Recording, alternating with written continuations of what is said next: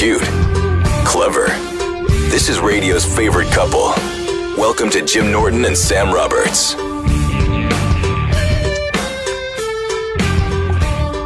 I'm literally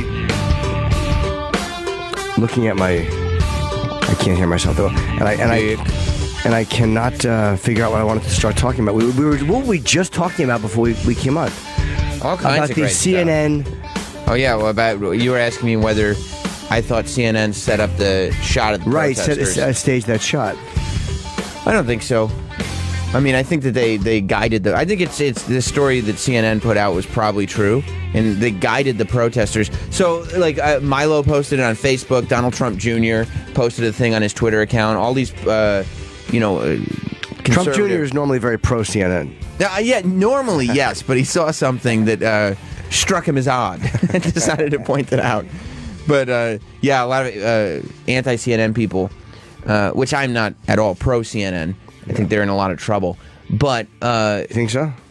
He's just as a network, not because of this story, but just as a network. I don't think they have their shit together. But they posted this video of this CNN anchor directing protesters before a live shot and trying to get them to stand behind them and blah, blah, blah. And so the people who posted this raw video of it that was taken so that you could see where the cameraman was. And it was a whole line of news people, by the way. It was like this was the area for reporters. And here was CNN, and next to them was this network, and next to them was that network. But the people that were on this video directing the protesters was a CNN anchor.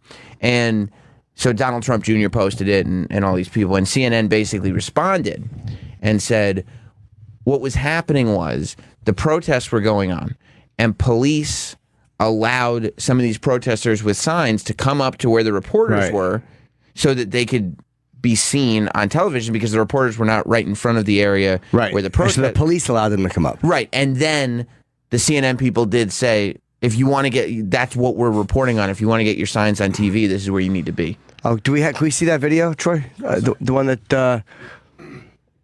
Yeah, it's all over the conservative-leaning places. And we have Mike McCready. We have Kevin Brennan coming in today. I haven't seen Kevin in a while. Yeah. Mike McCready at 10 o'clock. I'm really excited to talk to Kevin Brennan, to tell you the truth. I get a kick out of Kevin, and he's also the complete polar opposite of Kevin Hart. So the fact that we see... it's two different ends of the comedy spectrum, and I'm not talking about success. I'm talking about attitude. Maybe the attitude leads to success. They're different levels of success. Oh yeah, you're right. The positive and the negative. That's Kevin Brennan. I was watching his his show he does on the Kumian Network just to see what he was up to last night, and it was just like.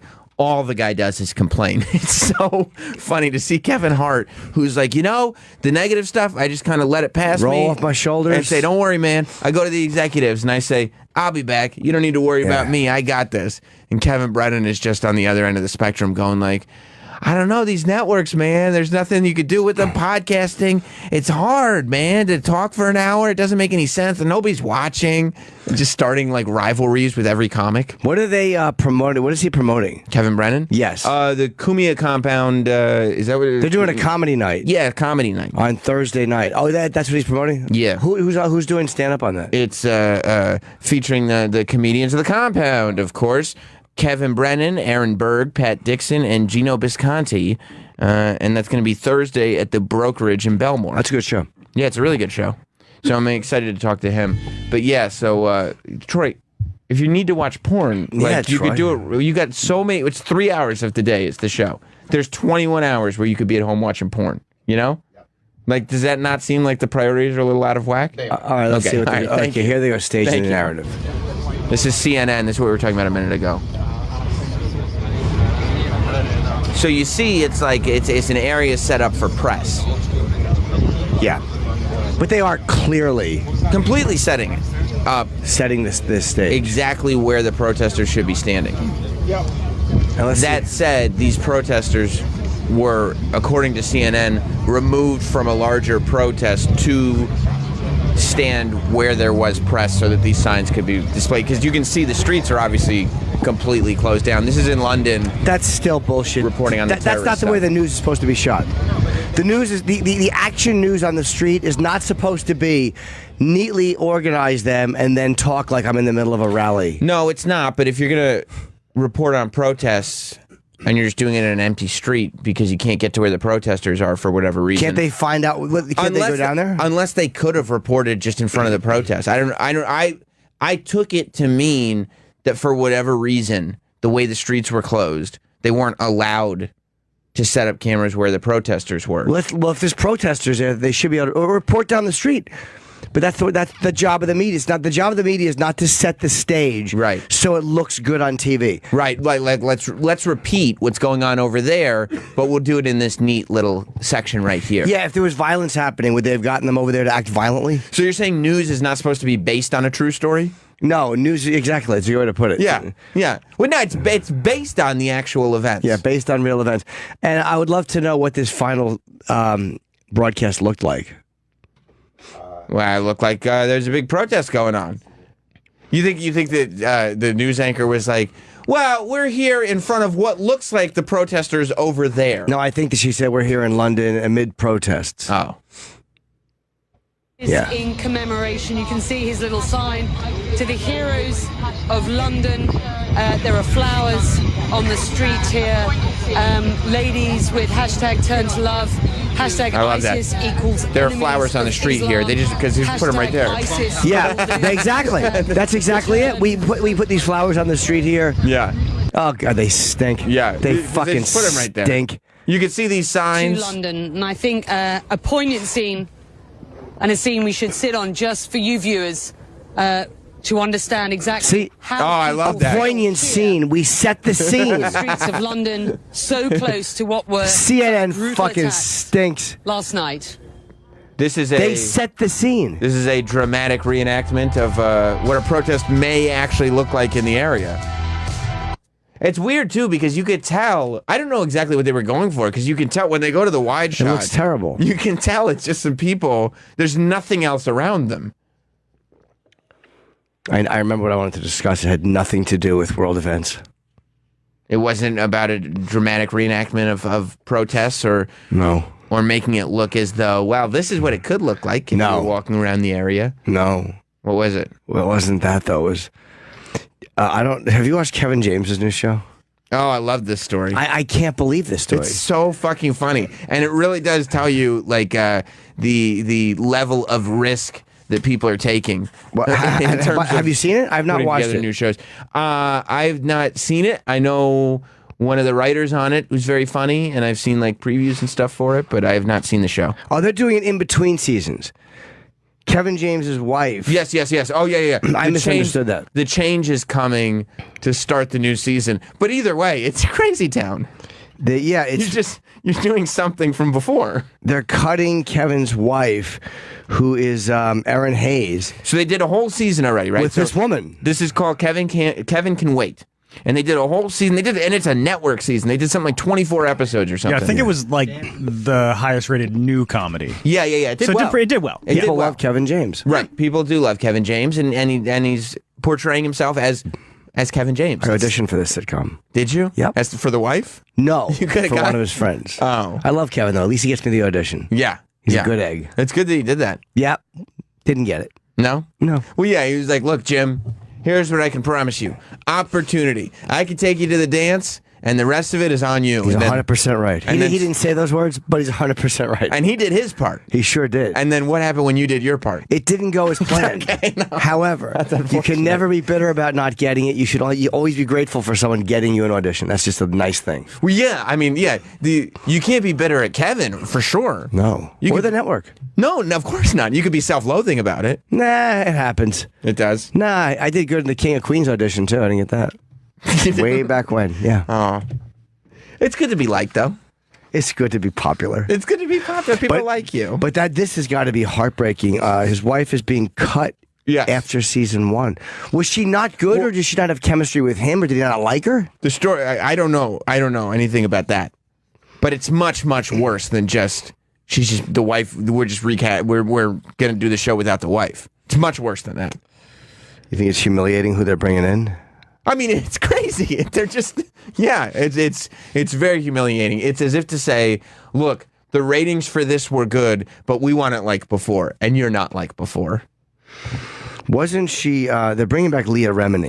Yes, the co-star of the show King of Queens. She was in the King of Queens. She's returning as a series regular after guest starring in the season 1 finale. I guess people like the chemistry. Of course, it was so a hit much. show. It was people. It's well documented that people enjoy the chemistry between Kevin James and Leah Remini, but. It's on every day still. Of course, like yeah. Reruns. It's a hugely popular show. It goes Seinfeld, then Everybody Loves Raymond, then King of Queens. She's going to reprise her role as an undercover cop named Vanessa Salucci, who previously worked with James. Okay, so she was in this thing. She plays Vanessa Salucci, the undercover. By the way, leave it to Scientology to block these gigs from happening. Oh, Leah can't get anything done with these terrible Scientologists after her. I know. She fucking sneaks in and takes a girl. Really tough. You threw a girl off a network sitcom so you could jump on and reprise your role. So they're going to get her probably back together with him through this. Yeah. Why are they? And they're going to have the wife left him. Right. Oh, that sucked. Was Or this maybe she'll die. Was she terrible on the show? She wasn't terrible because the show was doing okay, but I think they were probably talking to her because I would imagine the reason she was on the season finale, Leah Remini, was to be like, oh yeah, from before, yeah, that was from the show I like, King of Queens. Yeah, ratings. Right, exactly, and then everybody tuned in. As of course they would. It would be like if Tony Hales is on Veep, right, with Julia Louis-Dreyfus. It would be like if Jerry Seinfeld were on like the season finale of Veep, and then between seasons they were like, "Oh, we just had this great idea. We're gonna throw Tony Hale off, and we're gonna bring in Jerry Seinfeld." It's crazy. And it reminds me of when Bill Cosby had his next Red? show after the Cosby Show. Oh, Right.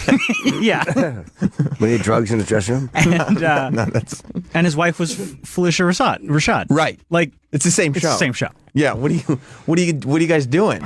Like it's not a spin-off. It's the same actors playing the same characters with different names. Someone can fill in the blanks for us here. Okay, let's see. Pat in Boston. What about Kevin's show? Hey, boys, how you doing? Good morning. Hello. Yeah, no, it's an all right show. It's kind of cringeworthy to watch sometimes, but apparently he's a retired ex-cop, went undercover back to work one more job, and with his old partner, you know, his ex-wife or the wife from the other show. Right. And his current wife on the show said, "This is bullshit. I'm out." So she's leaving on her own. They didn't fire her. No, That's I not- don't believe that. yeah, I no, don't believe that's that. not- Yeah, she that's makes completely sense. wrong. She said on Instagram, they let me go. Let That's me tell also- you I something. mean, that's not the- No one walks off a network sitcom. No, with Kevin James successful Erin Hayes is CBS not show. known like Kevin James is. She's not known like Leah Remini.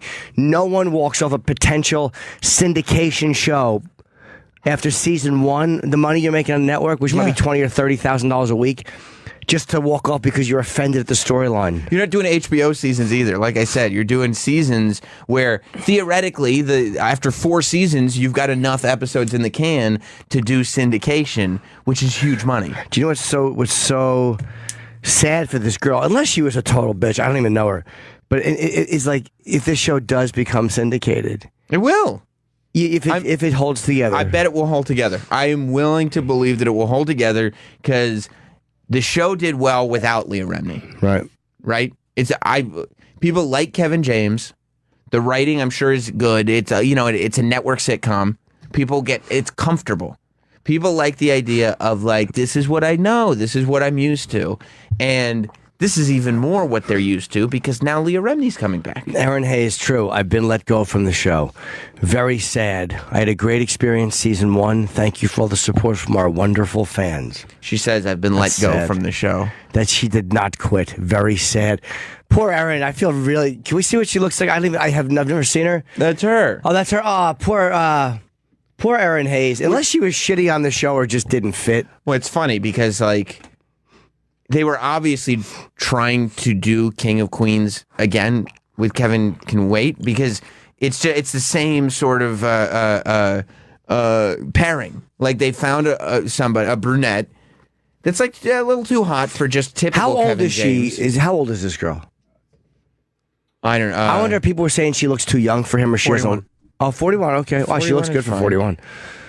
Poor Aaron Hayes now. Poor Aaron. That sucks. They were trying to redo King of Queens by getting another hot brunette to be Kevin James' wife, like a spunky hot brunette. And then they were like, wait, if we want to redo King of Queens, we should just get both of them. And I think it comes down to them being like, wait, Leah, would you come back like for every episode? And she was like, yeah, of course I would. Yeah, definitely. And they were like, oh, we should just do that then. Well, where are we going to find the money? We'll just fire the wife now. Yeah. And then we'll bring on the wife from before. And you two will get together. Yeah. Because like the ratings for season 1 were good enough for a season 2. But Leah's ratings were from King of Queens. Those are astronomical. Here's what's happening. They said that they had the character adjusting to his retirement. I'm trying to see. Oh, but the finale concluded with Hayes' character quitting her job as the nurse at a local school, leaving both she and her husband unemployed and the family in flux.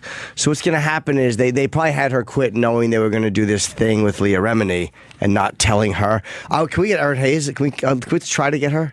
I would love to talk to her. Yeah, I'm sure that based on that tweet that she probably is not really talking about it. Maybe, maybe she's annoyed. Yeah, I would love to know. She's. I'm sure she's annoyed, but she's also, she wants another network deal. She doesn't want to. Well, yeah, but you could talk about it without being horrible. You don't want to just fade away. So you think she's Chuck from Happy Days? So here's what. She really is the Pete Best of Kevin Can Wait. Oh no, it sucks. Hey, you remember season 1? She's going to be like the middle daughter in Family Matters. Why is she still on the opening credits? She's like 7 from Married with Children. Absolutely. What happened with Stephanie?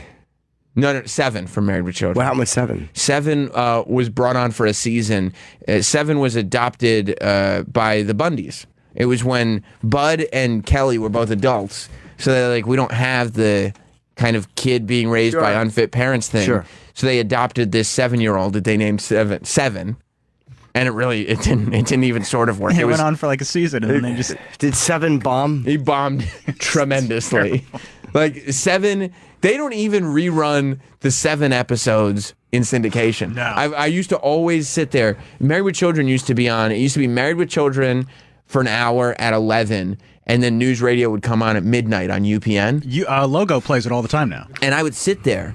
And I'd be watching Married with Children, just waiting for some 7 episodes because you never saw them. Whenever they would never air. Whenever they bring in a kid, like later in the series, it fucking bombs. Stephanie on Archie Bunker's Place. Do you remember when after Edith died, they brought in Stephanie? You remember Stephanie? No. I mean, she was like I forget who she was, but was she Gloria Mike's kid? I don't remember.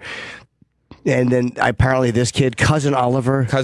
What about when Gary Coleman was old enough to grow a goatee but still short, so not really a kid anymore, so they had to bring in Sam. Oh, Sam. That's Redheaded Sam. Oh, I hated Sam. Just a goody two-shoes. Yeah. Redheaded Sam. Why was he there? He was there because Gary Coleman was old. Like he's still... No, but in this story. Oh, because Mr. Drummond met a woman. Oh, and Sam was her kid. That's Sam right. was her kid. Yeah. And they made porn with him. They tried to. They tried to make porn with him. They really did try to make porn with him. Oh, Sam. No, poor Sexy Sam. little Sam. Someone's asking a question. We just don't have this answer. Lisa, go ahead, ask. Maybe Sam has the answer. I'm sure I do. Sam probably does. Hello. Does this mean that we're going to experience a very special episode of Kevin Can Wait? I wonder if with the Hogan family. Yeah, I wonder if they'll kill her or if she'll just leave. You know what I mean? They're going to have her split because A, I'd be so killing her is too sad, and B, you never know. Leah Remini may not work. Who the fuck knows? You may want to bring her back. Yeah, they're not going to kill her. How much would it suck if she found out that there is no coming back? They killed her. Like if she turns on episode 1 of season 2 and they're like, oh yeah, she died. Wow, no. I guess I'll see how they wrote me off. Right.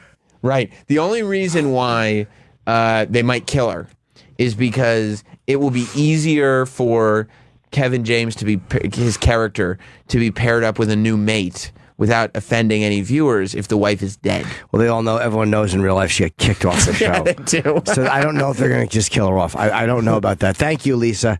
I don't know if they're going to... They did it on the Hogan family. Maybe they'll do... Because Jason Bateman got so big and so popular, it was either him or Valerie Harper. They killed off Valerie Harper. What are they doing? They're killing off Valerie Harper. I don't remember. What are we thinking here? Killing off Valerie Harper of all people. Hey, Suddenly Susan killed off. Thank you very much. Suddenly Susan killed off that actor. oh no, wait, he killed himself, and then they wrote it into the show. Yeah, that's a totally different. Which is Very different. That's a pretty amazing thing that they did with that. It's balls. They had to. They had to Yeah. address it. Everyone knew this guy's dead, and they have to. That was good. Yeah. Yeah, I mean, I'm very, very interested to see what they're going to do with this character. They had to write off Phil Hartman in News Radio. Yeah, Oh, they did. That was in the middle of the series that happened? Yeah. Yeah. Wow. You know who they replaced him with? Who? John Lovitz. Oh. Was he good?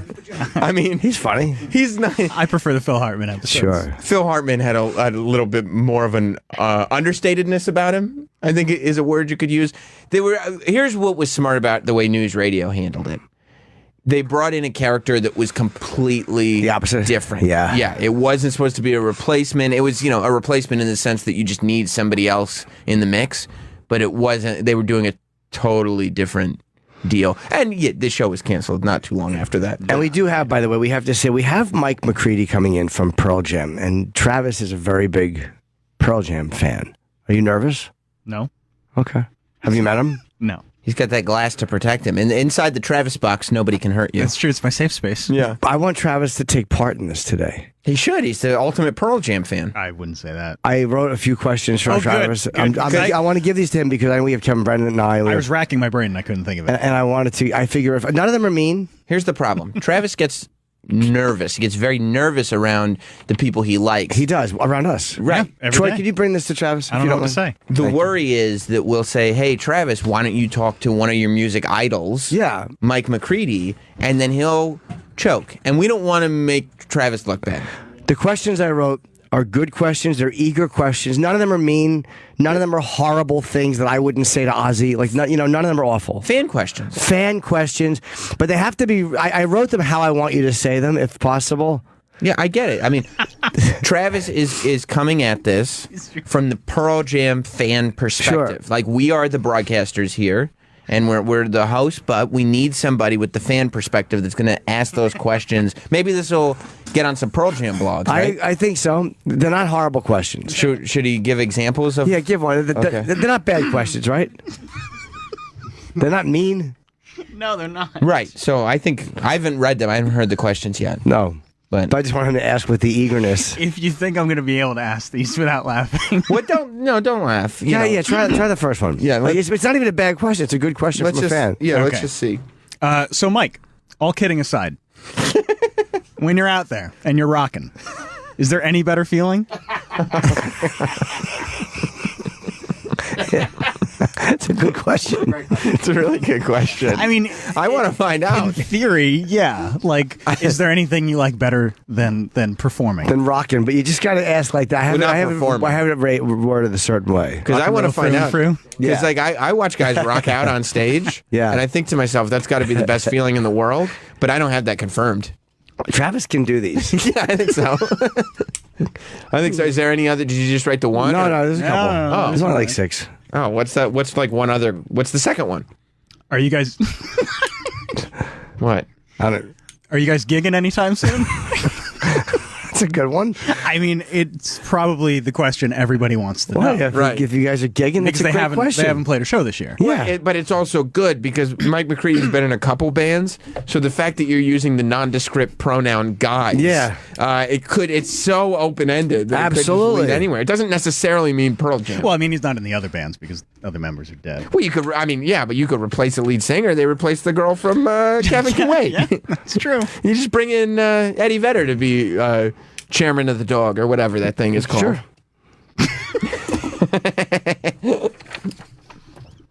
I like how you give me some physical cues. Oh yeah, I do. He does have a cue in this one. Is that to be more like just natural and kind And of genuine. flowing? Yeah. Yeah, go ahead. The fans who are in this book must be floating on cloud 9. I know I would. I've been a fan since I was like yay high. It says in parentheses, hand extended. Here's the thing, though. To get the full physical effect of the question, I do think that when we do the interview, question 1 and 2 should be done in the TEF box. I agree. And question 3, maybe the Travis dog should say, would you guys mind if I came in the studio to ask this one? Sure. And then he could come in, and that way we could we could find out what yay high is. I've been a fan since I was like yay high. Right. Yeah, I thought that was a great fan question. That should be so. Can you please remember to ask if you can come into the studio to ask that third question? Yeah. Okay. Okay, is there another one? I mean, yeah, there's 5 more. Oh, there is another There's one. a couple more, yeah. Oh, okay. All good. Oh. I mean, the last one's not a question; it's more No? a statement. Sure. Oh, a couple of them are kind of statements. Yeah, I'm a hardcore fan. I wanted to name my daughter "Elderly Woman Behind the Counter in a Small Town." Haha, but my wife wasn't having it. That's good. That's really cool. Because then he could give. I mean, it does sound like it was worded by Tommy Wiseau, but it's like right. It's and definitely say haha like Well, that. you gotta say no. It's like I wanted to name my wife "Elderly Woman Behind the Counter in a Small Town," but my wife wasn't having it. Right. Right. How does the band handle all the years of touring and various scuttlebutt? That's a good question. What's the second part? Scuttlebutt, rumors and stuff. That's so open ended. It's a good question. It's a hardcore fan question. It is a little. My only concern about some of these questions is they're a little too inside, don't you think? Yeah, but that's what a true fan would ask. I guess that's true. The various and there's a camera question. It's important. This is about his book. What made you use a Polaroid? I ask because I'm an amateur shutterbug myself. That's bad. The book that he's promoting It's a photography book. Well, it's a picture book. He took Polaroids throughout his entire career and has assembled them together, and it's like performances and pictures of fans and celebrities, and all kinds of stuff. Jack White is in there, so I'm glad. I feel like maybe you're a better boss, I guess is the word, than me, because I didn't realize that Travis, as a hobby, was an amateur shutterbug. Yeah, I think that's a cool thing to say to a photographer Jim too. pays attention to like my hobbies. I didn't realize that. You're an amateur shutterbug. I didn't know. I've never known him to shutterbug. There's one more statement. It's not a question. There's no question mark after this one? Nope. Oh. My wife and I are huge fans. We even have our daughter listening to you guys. There's This was already established in the other question about your daughter and your wife. There's 3 Pearl Jammers living in my house. 4 if you count my dog Jeremy. So, Jim, this is where you're so strong at this stuff. You did the research to actually find out that hardcore Pearl Jam fans are known as Pearl Jammers. Pearl Jammers, and there's 3 of them living under this roof. Yeah. 4, actually. If you count my dog Jeremy. Because, of course. That'd be a cool name for a dog. Yeah, I mean, a real hardcore Pearl Jammer would pick Jeremy as the name for the dog. Because that's one of those, like, that's a bit of a deep track. Sure. Jeremy. That's a hardcore one.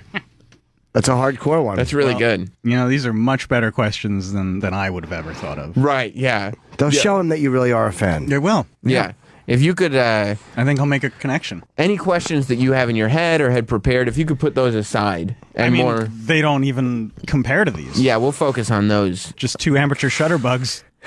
Yeah, because having a conversation. Because that's what I want. I want the perspective of amateur shutterbug to amateur shutterbug, and I want it to be Pearl Jam guy to Pearl Jammer. Pearl Jammer. Yeah. You know what I mean? So that's a good question. Yeah, I think that's a great It's a statement. Not even a question. No, but it's a statement just talking to your friend. I would tell someone I like that. I just love your stuff. I'm a fan. Nothing wrong with that. There's 7 things on the sheet. 3 of them are just statements about myself. Cool. It'd be like if you were like, hey, I'll man. appreciate that. Hey, Ozzy, I'm such a big fan. Like, sometimes at night, I bring my dog outside and I point up to the sky and say, hey, bark at that. That's great. That's a cool thing. I'd say, dude, Ozzy, I've been a fan for so long. I was born to be a fan. That's really great. That's cool. Yeah. You don't like that? No. Yeah. It'd be like if Gene Simmons was in here and you were like, yeah, Gene, I was in church on Sunday. Only difference for me is I end up praying to the God of Thunder. Oh, that's awesome. That's cool, right? Yeah. Thanks, man. And I'll say, man, your band is so great. I was made for loving you. That's perfect. Trust me, this is all good stuff. Because they'd like that. Yeah. There's a photo of Gene in the book. There is, right? Yeah. Yeah. Bands like to know, musicians like to know that you're familiar with their catalog, and the way you get that done is dropping little references that only a true fan would know. Absolutely. Naming the dog Jeremy is gonna like cement you. You're gonna be in like Flynn. Yeah, he's gonna take a second and be like, that's the name of one of our. You didn't, did you? That's so cool. Whoa. Yeah. He was in Mad Season too with Lane Staley, who I like that band a lot. They do a song called "Wake Up," which I really like. That's all I really like about them. Is that one song. Well, yeah, he was. I like how you're going from. I really like that band. Well, I've heard them, and I like their music. But that's the song that really stands out, and I remember. He got them together. Oh, he did, Mike. Yeah. You should tell Mike that you think of that song every time you're done sleeping. Because what do you do? First thing in the morning, I go, "Wake up!" Yeah, he did. He was in a band with Lane Staley. He was also in a band with Chris Cornell. Yeah, amazing. Tremendous contributor. This guy is. Yeah, fun life. You talking about Travis or Mike McCready? Travis. Oh yeah, he's tremendous. And he's good friends with a friend of mine, a friend of ours. Actually. Who Mike McCready is? That's right. Who? Craig Guess. Is he? Very good friends. I didn't know he was. Yeah, I wonder if I met Mike. I was with Craig one time in Seattle, and he had a couple of guys come to the show. I don't know if Mike was one of them. That's cool. Yeah, one of them was a guy from Alice in Chains. Craig knows everyone. How did fucking Craig Gass know everyone? I don't know. As a music fan, he is really good at making friends with musicians. And they really like him. Yeah, it's like friends. You go backstage with Craig Gass, he knows everyone. I'll say the one thing I was happy to do for him is he wanted to meet Ace, and I was happy to introduce him to Ace Frehley. That's the only thing I was ever been able to do in return for Craig Gass. Yeah. Mike loves Ace. He does. Yeah. Let's talk about Ace. Ace came out and played Black Diamond with them at the Garden once. Hey, were you there? Yeah, I was there. Yeah, How was it? It was awesome. Yeah. Do you like the way Ace plays live? He just kind of hangs out. He always looks like he's about to miss his cue. Ace always just looks like he's about to fall over. He's really frightening to watch. Like, this could be the last one. I've told him that. You never think he's going to hit the mic on time. He forgets he has to sing. And then he's like, oh yeah, and he just jumps up. He just gets it. And I think Mike was on Ace's last record. Those that like collaboration record that he did. I don't know that. Yeah, he came in to promote it. No. I mean, I don't know if Mike was on it. Oh, yeah, I think he was. What song did he play? You don't know. Look it up. When you say I think he was, you mean I'm quite sure he was. I should ask him about playing Black Diamond with Ace Frehley. Yeah, he says it's one of the best moments of his career. I'm going to say it, and I'm going to call Ace by his birth name. What's his birth name? Paul Frehley. It's cool. That's so that way when you know. played the Black Diamond with Paul Frehley, And he'll be like, whoa. what was the vibe like? Because he's going to come in and he's going to be like, oh, I thought I was just talking to some fans, but this is an industry These are guys in the conversation. know. Yeah. Let me see that. It's cold gin, too. This is Ace playing with Mike. Yeah. Wow. Oh, that's with Ace's band, though. Mike McCready jumped on with Ace. Jumped on with them. That's cool. Yeah. That's great. So he's a real fan. Ace always... Yeah, he was Peter Criss for Halloween. Was he? awesome. Like, yeah, back in the 70s, yeah. Awesome. That's so cool to be able to be good enough at something that now you can do that with your idols. Yeah, that's got to be really, really fun. That's kind of how I feel every day when I come in here. I understand. You know what I mean? I do. Yeah. I do. I don't feel the same. You don't? Well, no. Oh, that's unfortunate. I'm happy to see you. Right, but it's a different thing. Sure. I mean, I didn't change the course of your life by being... Wait. I mean, you didn't change the course of my life by being you. No, you're right the first time. No. Yeah, no, you're fine. You're good to go. I was correct. Yeah. You're fine. I didn't change the course of your life. No. Nope. Let me see Miss Peter Chris. Look at him. He's got an arrow pointed down to his dick. That's old Peter Chris. That's an old Peter Chris outfit. Well, that's because he's dressed as him on Halloween. I want to guess that's 75. Let me guess. 75. Well, that's not Peter Chris. That's the little kid, isn't it? Yeah, but I'm saying that was probably 75 That's Based Peter's on. 75 or 76. There you go. Yeah, you were right. I was at home yesterday. You know, I was such a little nerd. I used to watch all the... Yeah, no, I know. Yeah, it's you were. tough to believe. Come on. I used to watch all the Apple events, like the keynote things and the speeches and stuff they would do. I'd always watch them live when they were streaming online, and I always get so excited about them. I remember you would even take it a step further. Yeah. Before they streamed them on live, you wouldn't even read the live updates. You would wait until they released the keynote later on. Right, because they didn't have the streaming capability yet. That's right. That was like when we were first working together. They didn't have the streaming capability to broadcast it on the internet live yet. So there would be people who were in the audience. You watch the Apple updates? Oh my God. There are people in the audience that were live blogging the Apple keynote address things. and I would like stay away from them. I'd say I would. Me too. Completely. Yeah, okay. And then I would go home, and as soon as it was available, I would watch it online as a video, I would download it. That way I could be surprised by all the announcements I understand that. Okay. Apple was making. And I would always get so excited because Steve Jobs, before the iPhone, I think that's when he stopped doing it. He would always go, oh, and one more thing.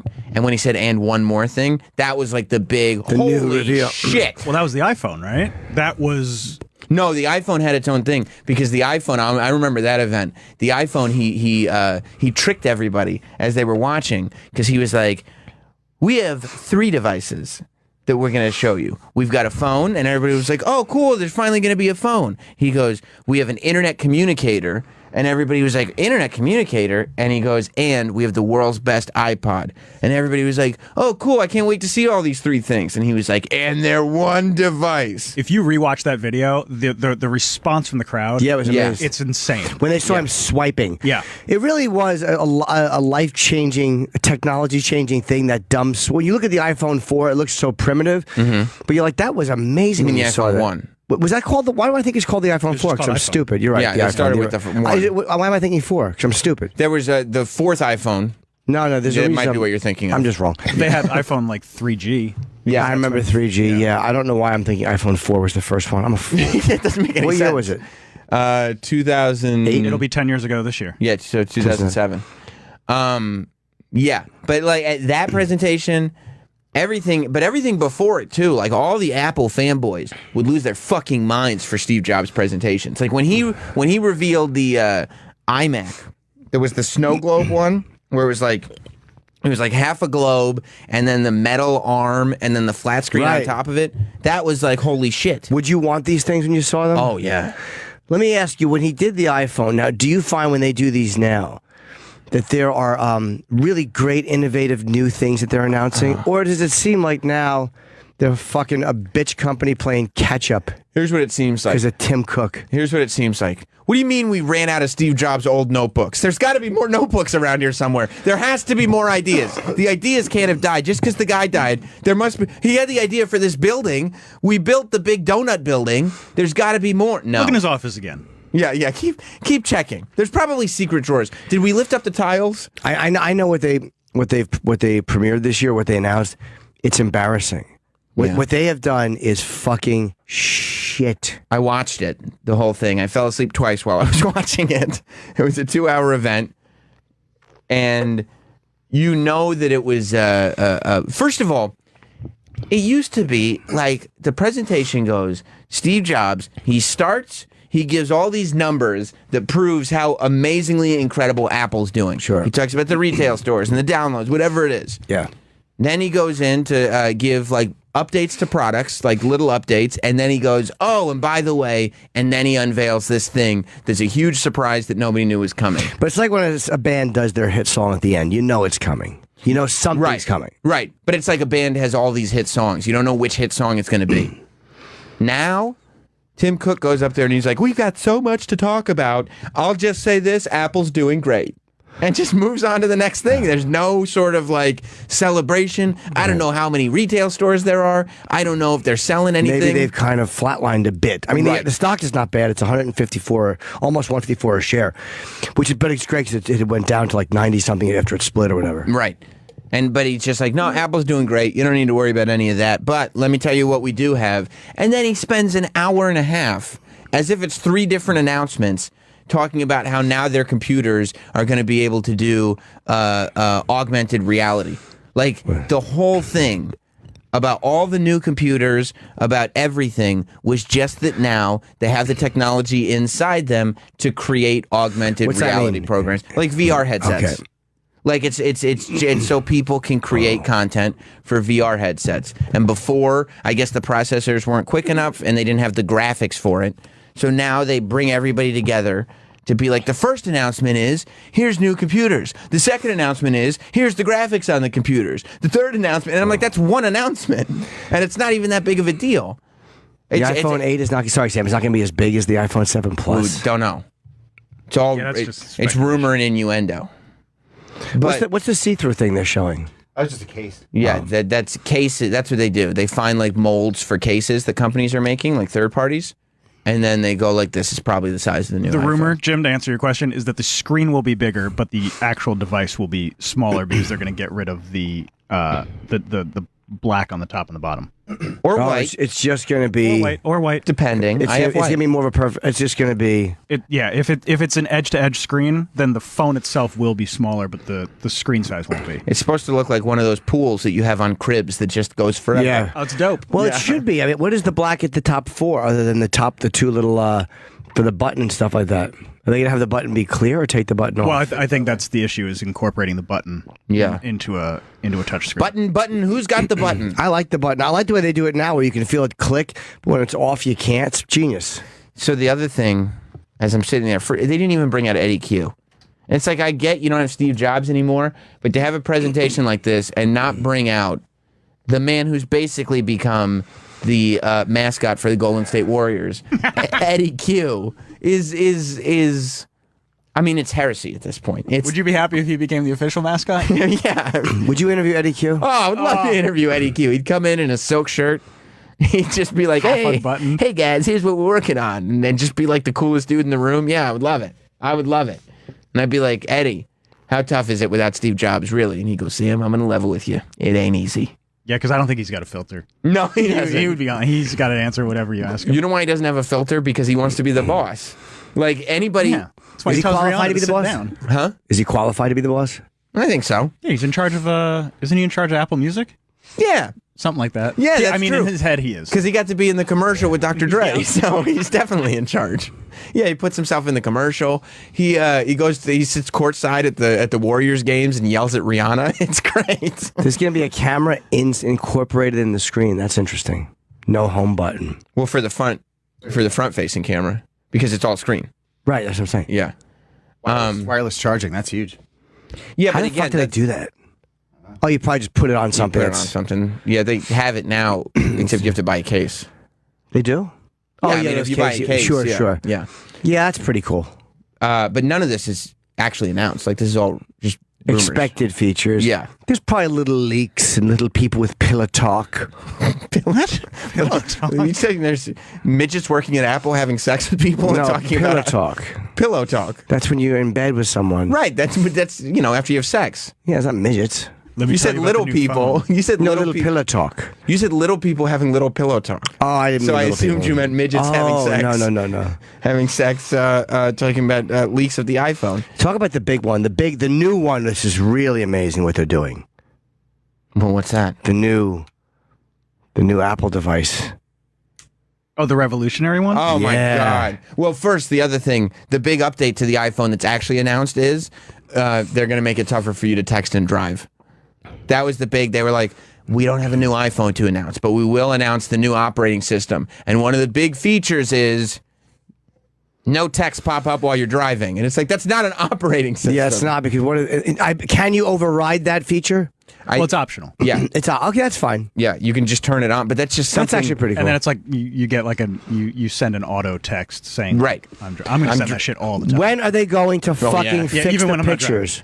When are they going to fix the pictures so only certain ones upload to your so you Well, can't be hacked anymore? I'm glad Good you asked news, about Jim. that. Because instead of kind of easing off of iCloud a little bit, they're all in.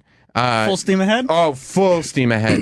The whole deal with that was they said the photos are actually going to be using a different format in the new operating system. It's not going to be JPEGs anymore. It's going to be a different format that will give more resolution with less space. So they're going to take up less space. But the real and the same thing with videos. It's a new format that full resolution takes up less space. But the reason they're trying to take up less space is not for convenience on your phone. It's because they're storing all of it. So they want to take up less space on their iCloud because it's not that big of a deal. It's just your photo collection. What they want to do is get photos that take up half the amount of space because they have 1 trillion photos on their servers. And they want you to use their service. Of course. It was not only was it about like they kept pushing, you're going to be able to have more storage on your phone. Do you know how you get more storage on your phone? By storing everything on the iCloud. Yeah, see what they have to do. That iCloud, first of all, I don't trust which backup would work. And until they can figure it out, where only certain photos get uploaded. I will not deal with that fucking iCloud. Well, It's just for privacy reasons. Tell me what you think about this. I told Travis this new feature because he did not get to watch this big to-do yesterday. Tell me what you think about this new feature coming on the new iPhone on operating system. You're going to have even more space on your phone. Cool.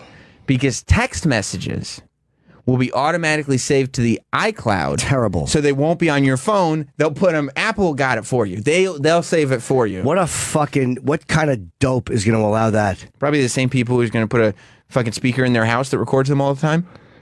That's crazy. That's crazy. Your text messages? Yeah. Because then people can open them on other devices. That's what your devices, Jim. Sure. That way. I'm not married, so I'm not cheating in a relationship, so I don't care. But it's just your privacy. That's crazy. That way, your texts will go through in real time to your computer, to your iPad, to your iPhone. You. Yep. It's all about convenience. And they say, I use it. I mean, honestly, it probably is a very convenient thing. But it's like, I don't want my text messages popping up other places. No way. The iCloud's great. I mean, you're right. The privacy issues is a little scary, but I broke my phone and I didn't get a chance to back it up. I literally went and got a new phone, and it was like my phone nothing ever happened to my phone. But you also automatically upload to the iCloud. Yes. Okay, so you have that on. Yeah. My iCloud is off. Fucking keeps pestering me. Do you want to for your iCloud password? No. Off ski. Fucks. I don't. Do you back up on your computer? Yes.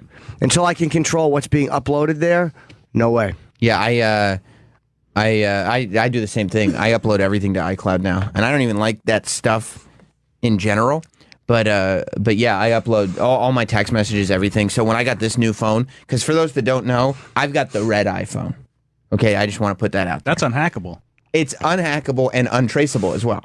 But when I got the new phone, it was just like took like 45 minutes or something because there was so much stuff. Right. But it backed up from the old phone, and it was everything. It was my text messages, it was apps, it was photos. Fuck that. Someone gets your password, they can download all your shit from somewhere else. No way. Yeah, I mean, if I had different habits with my photos, I would probably not want them on iCloud. And my photos, to be honest, my photos, there's not even crazy photos of me. There's photos of my dick. So what? Yeah, there's not crazy photos of me, crazy photos of my dick. But I mean, like my face is not in them. I don't give a shit if someone sees my dick. Right. But it's more like other people have sent me private photos of themselves, and just out of respect for their privacy, it's like I won't take that chance with someone else's fucking, because a lot of girls they do put their face and stuff. But you'll save them, right? Yeah, yeah. I enjoy them, but I'm actually careful of and honestly, they're just naked pictures. It's not like it's some fucking scandalous thing. But it's you're embarrassing to people in their private lives. People feel like their lives are falling apart if their nudes get leaked. Absolutely, it's just not right, and I'm just being careful. And you're not trying to get less titty shots. Yeah, plus text messages. I mean, come on, we all say things that we don't want. Yeah, that's the other thing. If I had different text messaging habits, I would probably be more sensitive to it too. Like I want to hack your phone though and see what you're talking about with Stone Cold. You can't. Come on, it's a red iPhone. You can't get in there. But yeah, that'd be the only thing. Wrestling fans would be like curious to what my conversations are with wrestlers on text. That would be the only juicy thing. They'd be like, "Oh my God, he's texting Finn Balor. What's he saying?" But whenever you back up to something like a cloud, like I told you, that mobile me fucking sucked my dick. I lost months of contacts, and that took me off that stuff forever. Yeah, I mean, it's way better now. Like they know what they're doing, because I remember that. And you have 2 and 3 duplicates. Why do I have 3 of Troy's number? Because this backup is doing this. A lot of that could have been shit. Operator error. No, it really wasn't. Okay, it really wasn't. It really wasn't. Yeah, no, I remember how bad mobile me was. Terrible. You're 100% right on that, but they figured it out now. Yeah, now everybody just gets hacked because they love. Yeah, now everybody just gets hacked. Not me. Maybe you haven't. Red. All right. You know what I'm saying? Happens all the time. People do get hacked, but you can. People get you either way. It's not about getting you. It's just that's an easy. That what you're doing there is you're basically putting all your private stuff in a storage bin with a lock on it and walking away. Locked box. As opposed to carrying it with you. Yeah, but I got so much private stuff. I can't be carrying that shit on me. You gotta let it go. Let it go. Most of my stuff, 95% of what's on my phone, I don't care if people see it. But that $5, yeah, it's other people's shit. And I guess that's what you're saying. Let me put on my phone, 5% doesn't go into the cloud. Yeah. Let me decide which text and which ones by color coding it. I don't want money for this idea. I want the convenience. Color code. And how about this, fuckos at Apple? How about this? He's so mad. He is. Because it's unnecessary. I hope you're listening to Eddie Q. Hey, Tim Cook and all you other dopes. How about this? When I go to send a message to Sam or Troy and it doesn't send, how about there's a little color cue that says you have an unsent message in your outbox, which lets me know that I think I've responded to your question, but then I realized 3 weeks later it's still sitting there. I hit send. Text message? There's yes. a little exclamation point. Yeah. It says it's inside that, but not when you're looking at all your text messages. Yeah. It's not there. So if you see your string of text messages, you will not see that it has not sent until you open it. So literally, I'll think, like, how come Sam hasn't gotten back to me? Right. And then I look and go, oh my God, he thinks I didn't get back to him. But I only do that by opening. So I will never see an alert that, hey, dummy, you think you sent something, but you didn't. So how about a color, maybe a little yellow highlighting if you choose that option? Oh, I wish Jim worked for Apple, because all of Jim has two ideas: color coding and retina scan. Because they're easy. Because they're simple. You can see them very quickly. You can see them when you're driving. You can just look down and see them, and you can opt out of them if you don't give a fuck. Every meeting, very simple. Every meeting would start the same with Jim. He would take out different Post-it notes, and he would post this one and this one, but they'd all be different colors. And he'd go, "Let me ask you guys something.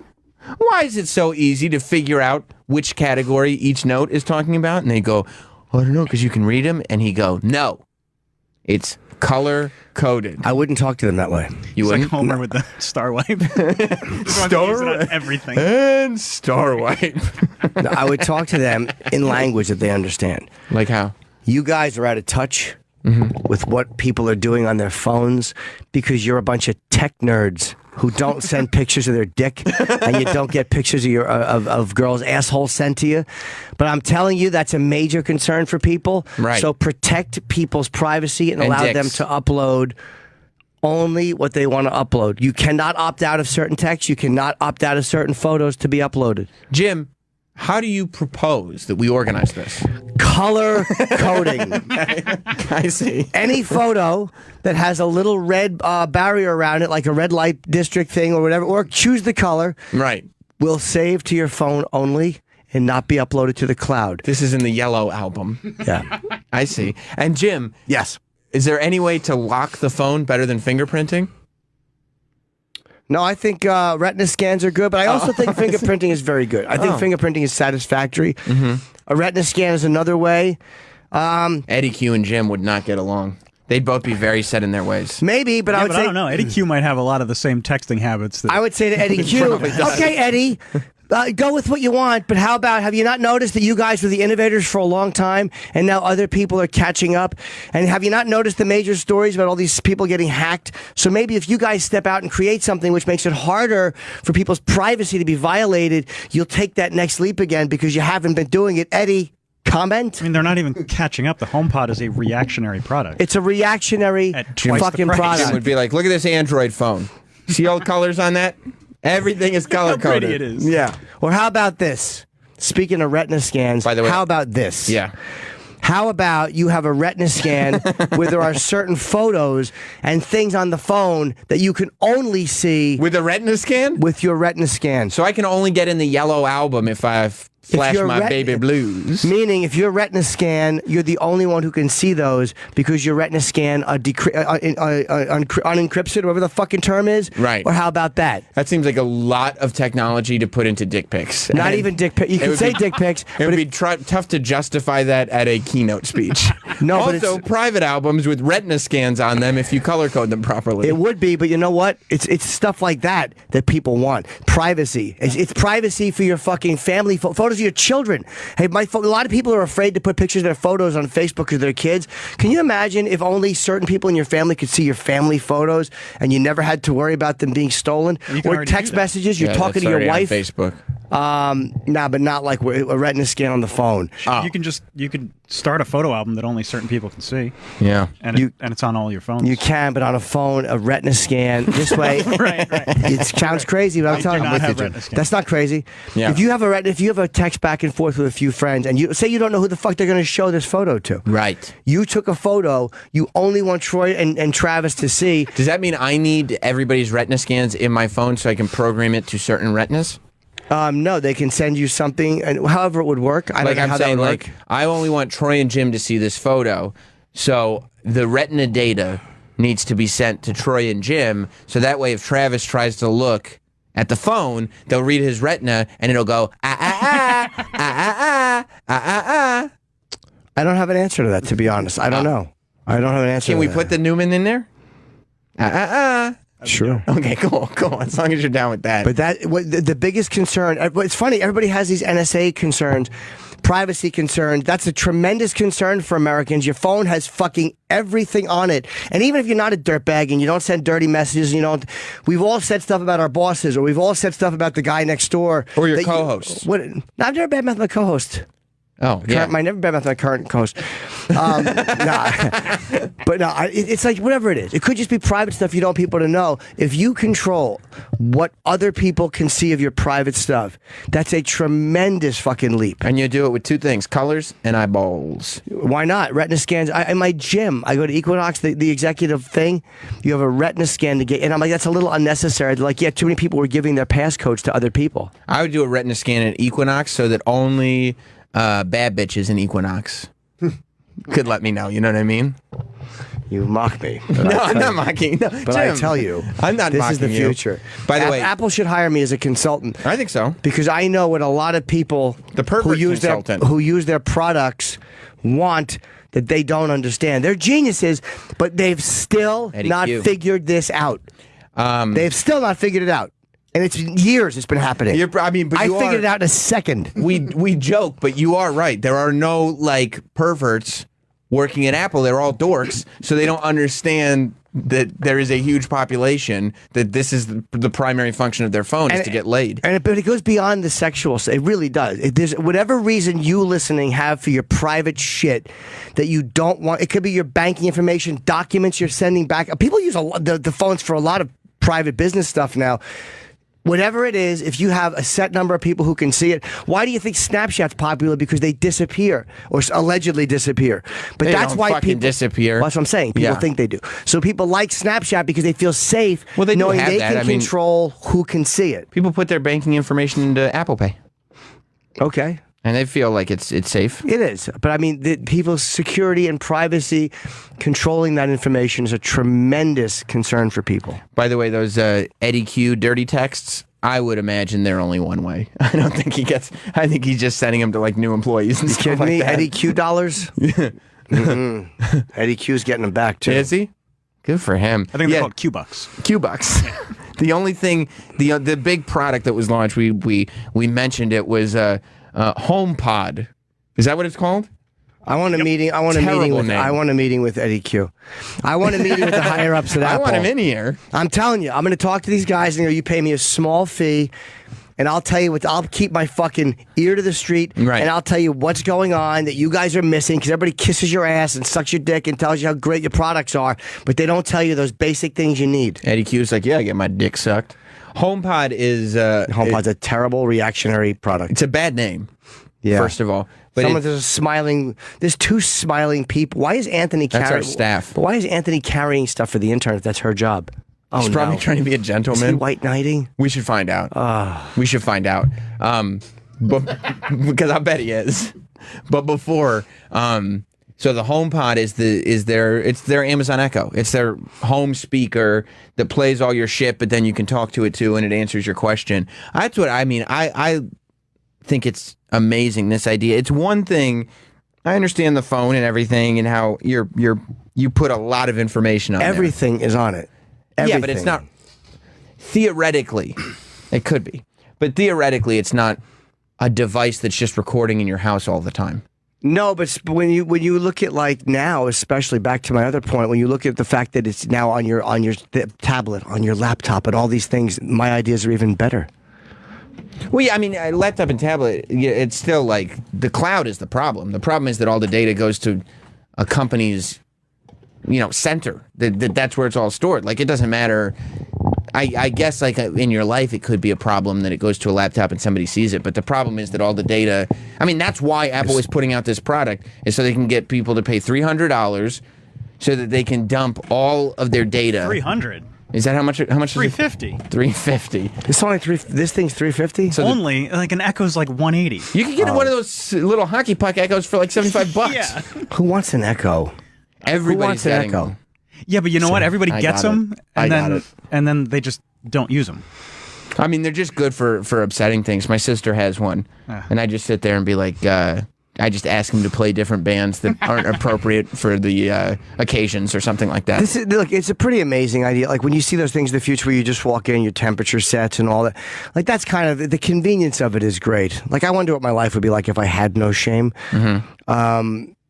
But I don't know. There's just too many ways for people to get into your personal business that are a little freaked out. Freaked me out a little bit. We got a nanny cam because Jess is going back to work, and I hooked it up while we were on break.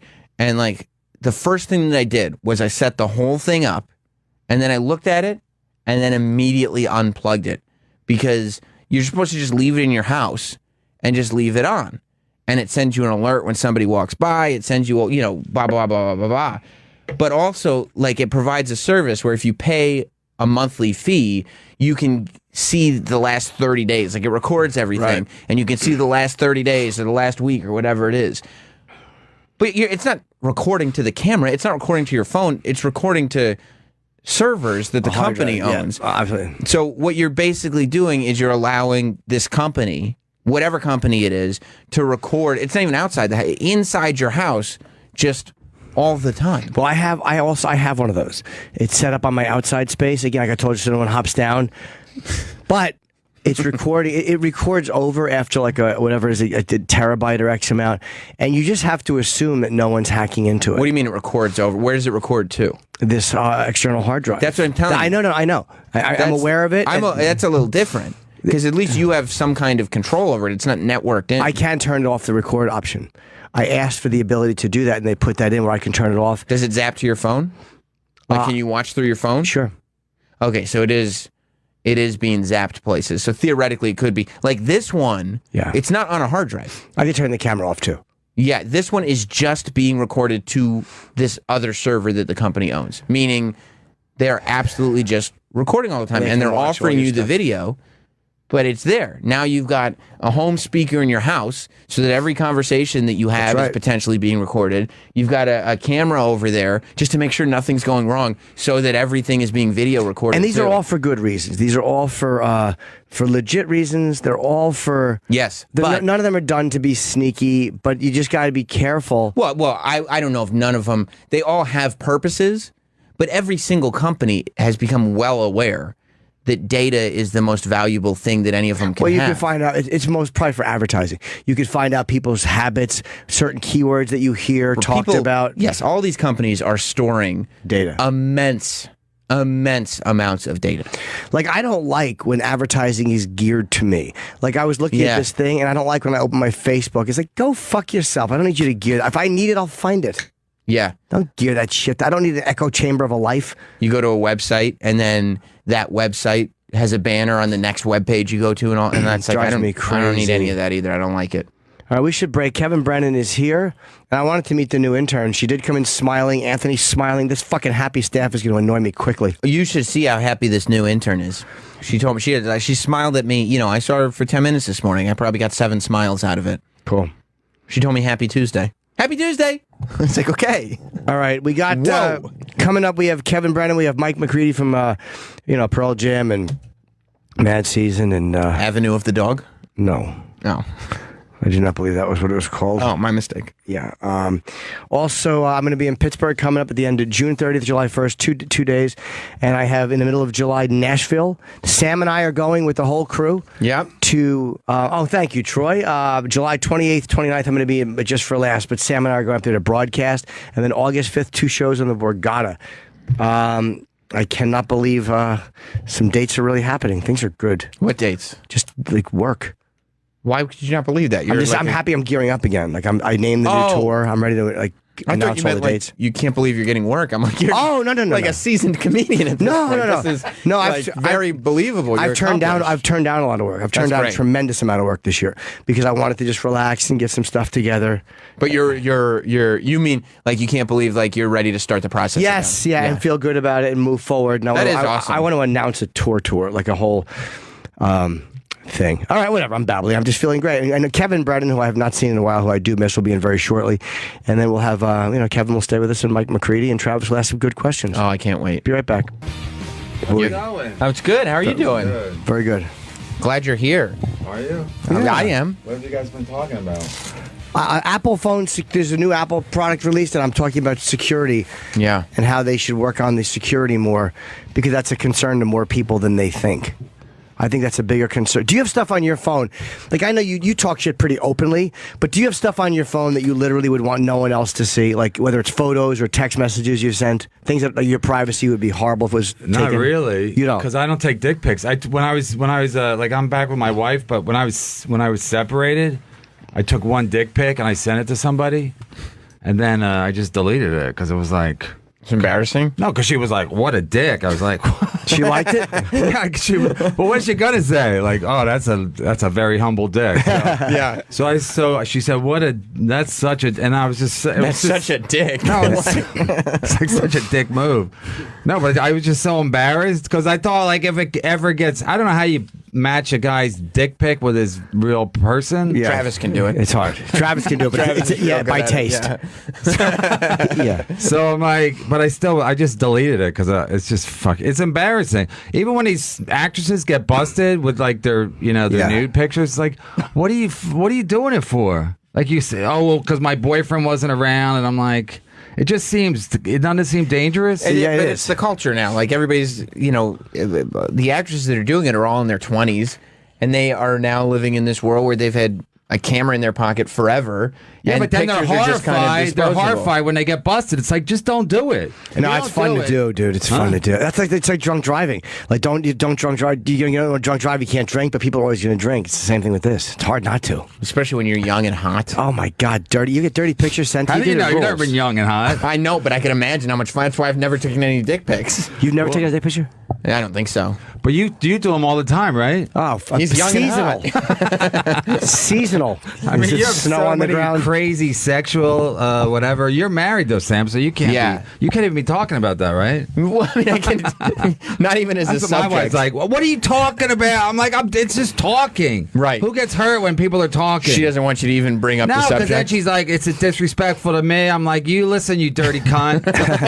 No, it's not disrespectful. If it's entertainment, the only reason I get mad at her is because she watches all the housewife shows. Yeah. I'm like, that's just nonsense, So you can't get mad at me if I go on a radio show and I'm just talking nonsense. And you're making fun of it, yeah. Yeah, or if I'm just talking about my marriage and like maybe I'm exaggerating it for entertainment purposes. Or maybe you're saying you're exaggerating it for entertainment purposes. exactly, Like you're telling the whatever. truth, but you tell her you're exaggerating How it. long were you split for? A year. Well, I didn't know it was that long. And Well, did that's you how long the lease was. did you really miss her, or? No, I was there all the time. No. Oh, you were okay. I was because I moved right up the street, so I was there all the time. The kids just thought I had an office, so that's basically what happened. How Then old are your kids? 4 and 8. I'm not even supposed to say how old they are. 14 and 27. Oh, no, they're 4. Who made the move? They're Like 4 and moving 8. back in together. Did you say, "Look, this is silly," or did she say it? No, I think we both were like, okay, because there was not a third party, and so that sounds like a crime scene, but there was not a third party, and then I was there all the time because I was like watching the kids and everything. So then I said, I don't know, I didn't want to keep paying the rent at the other place, and I was there all the time, and we were kind of getting along. I said, let's move back in, but she's still mad. She's still mad because she's like, some of the things that we didn't address, some of the things I was mad at when you moved out. We still haven't addressed. Like, she wants me to take her out all the time. I'm like, I don't want to go out. Right. So No, because I work the problem. I work at night, but I don't want to go out when I have a night off. And like, where are we gonna? We're gonna go to a fucking restaurant and we're gonna stare at each other. Well, We you could could do that talk. cheaper. Don't you think you could have a No, conversation? but then I got to get a babysitter. Like if her mom's around, I'll take her out all the time. Schnizzle. Now I'm doing what's his name? With that Chip. Fuck yeah. Schnizzle. So yeah, What's he say? Chip. it's not that it's not that good to be separated for a year. And then when you move back in, you're still kind of arguing. Like you're supposed to, like if you go through that rough patch. Shut the fuck up. You don't even have, you never, and I like when he goes, yeah, he don't have no kids. No, but I do. But until I you have kids. No, but I know that when he says you shouldn't, like if you have a rough patch and you start arguing, and isn't that bad? I do know that just from relationships. Yeah. Like, it's bad when you're arguing during what you should be your makeup like kind of bliss time. That's bad. If you take time, because I've had to do it, but if you take time. And then when you come back, it's still just the same thing as it was before you took time. You probably need some more time. Yeah, it wasn't. I just, as long as the fights were different, that was important to me. Like, I get you. Sam had to explore though. He went out. He wasn't sure who he was sexually. Right. And he had to go out and explore. Right. Wait, did you get separated? No. But He you tasted broke the up. fruit of a man. Yeah, I said, how do I know if I don't like it if I haven't tasted Exactly. How do I know if a gentleman doesn't give me ATM a few dozen times? How do I know? Plus, so when we came back, it was, so it's still, that's an issue because, like, if I work at night, I just, like, getting a babysitter and, like, going out. And then going out is always annoying because people are, like, eating near me. I have a problem with that. I don't like to hear people eat or watch them eat. Well, you could look at... it's tough for a restaurant. You could focus on your wife. For how long? I mean, for the course of the meal. I mean, first of all, when you watch couples out now, they're all looking at their phone. I mean, is that what you do? You how go long out? have you been married? 11 years. Just 11 years last weekend. And Memorial Day. How long were you dating before that? Not long, like a year and a half. Okay, so that's 12 years or so that you've been met together. in 2004. Okay, that's about as long as I've been with my wife. And Don't say her name. And we get and we get along. But yeah, but you're an easygoing guy. I just got in a fight with Pete Dominic in the lobby before I came in here. Why? What happened? Is that possible? How'd you do Yeah, before Pete's argumentative though. Pete's argumentative. Before I finished my fucking cup of tea, I got in Pete Dominic fucking assault. What happened? What was the argument about? No, because he texted me. I mean, I don't know who's right, who's wrong, but. And we'll tell you. We'll give you an honest opinion. He texted me. Okay, I know him from the clubs. We're always friendly. We always chat, whatever. So he texted me. He goes, "I listen to your podcast. It's fucking great. You got to do my show." I go, "Okay, just let me know." He goes. Here's my producer's email. Contact her. I'm like, I'm not fucking contacting somebody by email that I don't know. That's fair. He's supposed to have his producer email you. He initiated it. Yes, he initiated it. So I'm like, I said, you contact her. And then we're going back and forth. I said, between arguing with him about it. So I said all the back and forth with the texting, you could have been resolved by now. You could have already got a time and a day. But instead of going back and forth, I'm like, no, you contact her and you get a time and then notify me when the time is. Right. So am I too loud already? No, I'm just. But I'm not good at keeping the levels. No, I'm not good. I don't care. But Pete, he was with Pete. He was in the wrong in the sense that you're right. The producer should contact especially you. if it's Pete's idea. Yeah, you shouldn't have to contact. He initiated me. If I initiate him. First of all, I did initiate him like last year when the podcast first started, and then I never followed through or whatever. So then he was, I guess he listened, then he was like, "Oh, you got to come on." So I'm like, just don't, because it might go to, if I email her and she don't know me, she might not even answer it, or but it might go to spam or whatever. Don't you think you could have gotten through that without like an argument? You could have just said something like, "Oh, here's my email. Why don't you just have her email me a date that works for you?" We get into these ego things where it's like, "Hey, you're asking." I've been through them, and it's silly. It's like the big point is for both of you guys to work together. You're very funny on these shows, so it's good for him to have you on, and he has a good audience, so it'd be great for you to be on. I know. On my deathbed, I won't be thinking that goddamn Pete Dominic. It's not like it didn't last long. But here's another thing. It's like if I have to get mad at somebody, if I have to pick between Pete Dominic and my wife, I'm going to pick Pete Dominic. Sure. You know what I mean? Right. I see. So you take that anger out on other people. That makes sense. That's healthy. Yeah. When do you do your show, Kevin? When do you do your show? I have two shows now. Yeah. I do Kumi at 2:00 on Monday. Okay. And then I do Misery Loves Company. We're actually doing. You're still on Riotcast? No, I'm not. Oh my God, are you doing that? Because that's what everybody does now. Wait, where's Misery? No, because I thought they made me leave. They made me leave. Because you insult Bob Kelly all the time on the Kumia show, so I figured that Misery Loves Company was done.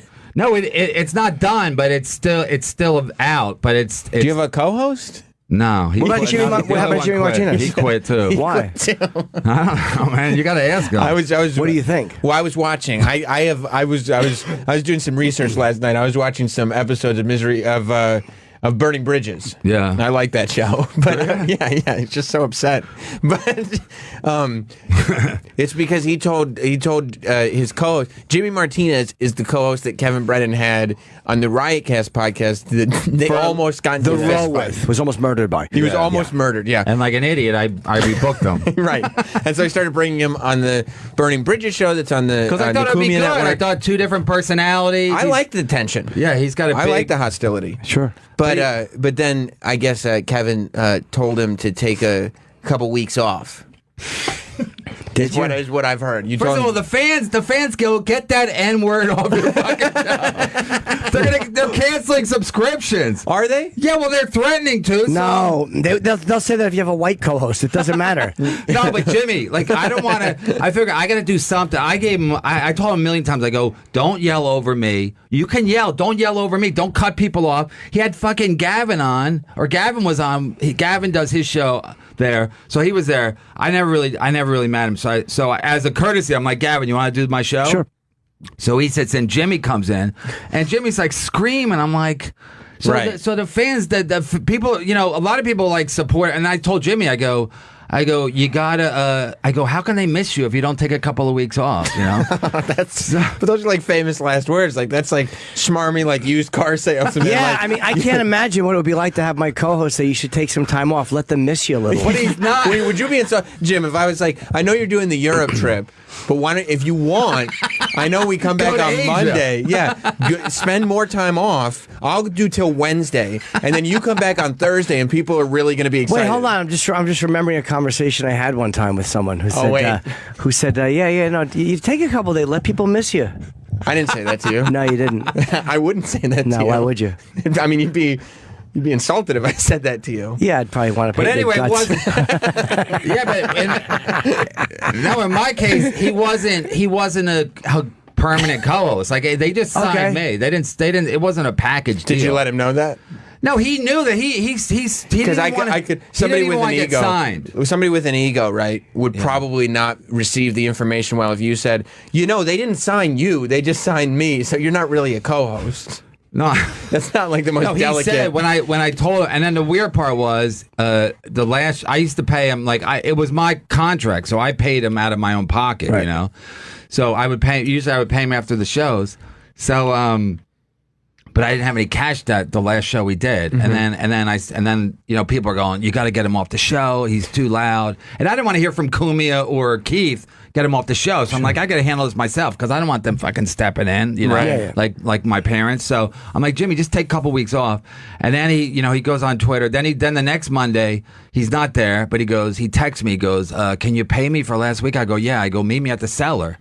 And he goes, well, and we both kind of live in Jersey City. He goes, why don't you meet me out at Grove Street at like 9:30? I'm like, holy shit, he's gonna whack me. So, I mean, I really was like worried. So I'm like, should I tweet it? So in case he murders me, Right, maybe then everybody knows that he did it. Put it on Periscope so it's live. Yeah. So then he didn't. Oh, great. Long story short, he didn't, but I was still, I met him with the money out in my hand because I wanted to just like you guys gotta walk get by him. You got to and get give it to Venmo. him. What's that? You just do it on your phone. Like, let's only Venmo you this He doesn't want a paper trail. Let me ask you a question. Though. You've had problems with him or Lenny. You're a really funny dude. So what is it with the co-host that you get like crazy with them, or they get crazy with you? What is it? No, I think it is. I mean, maybe you guys can help me. Like, it's probably their problem, not yours. No, right? of course it's their problem. No, I mean, I'll take some of the blame. Okay. But here's the point. Like, when you guys work together, first of all, we're not getting paid, so that complicates things anyway, because then we'd have management. Like, if you guys weren't getting along, management would step in and go, what's the beef? But it didn't really it doesn't really happen with a podcast. It's like the Wild West. Right. Also,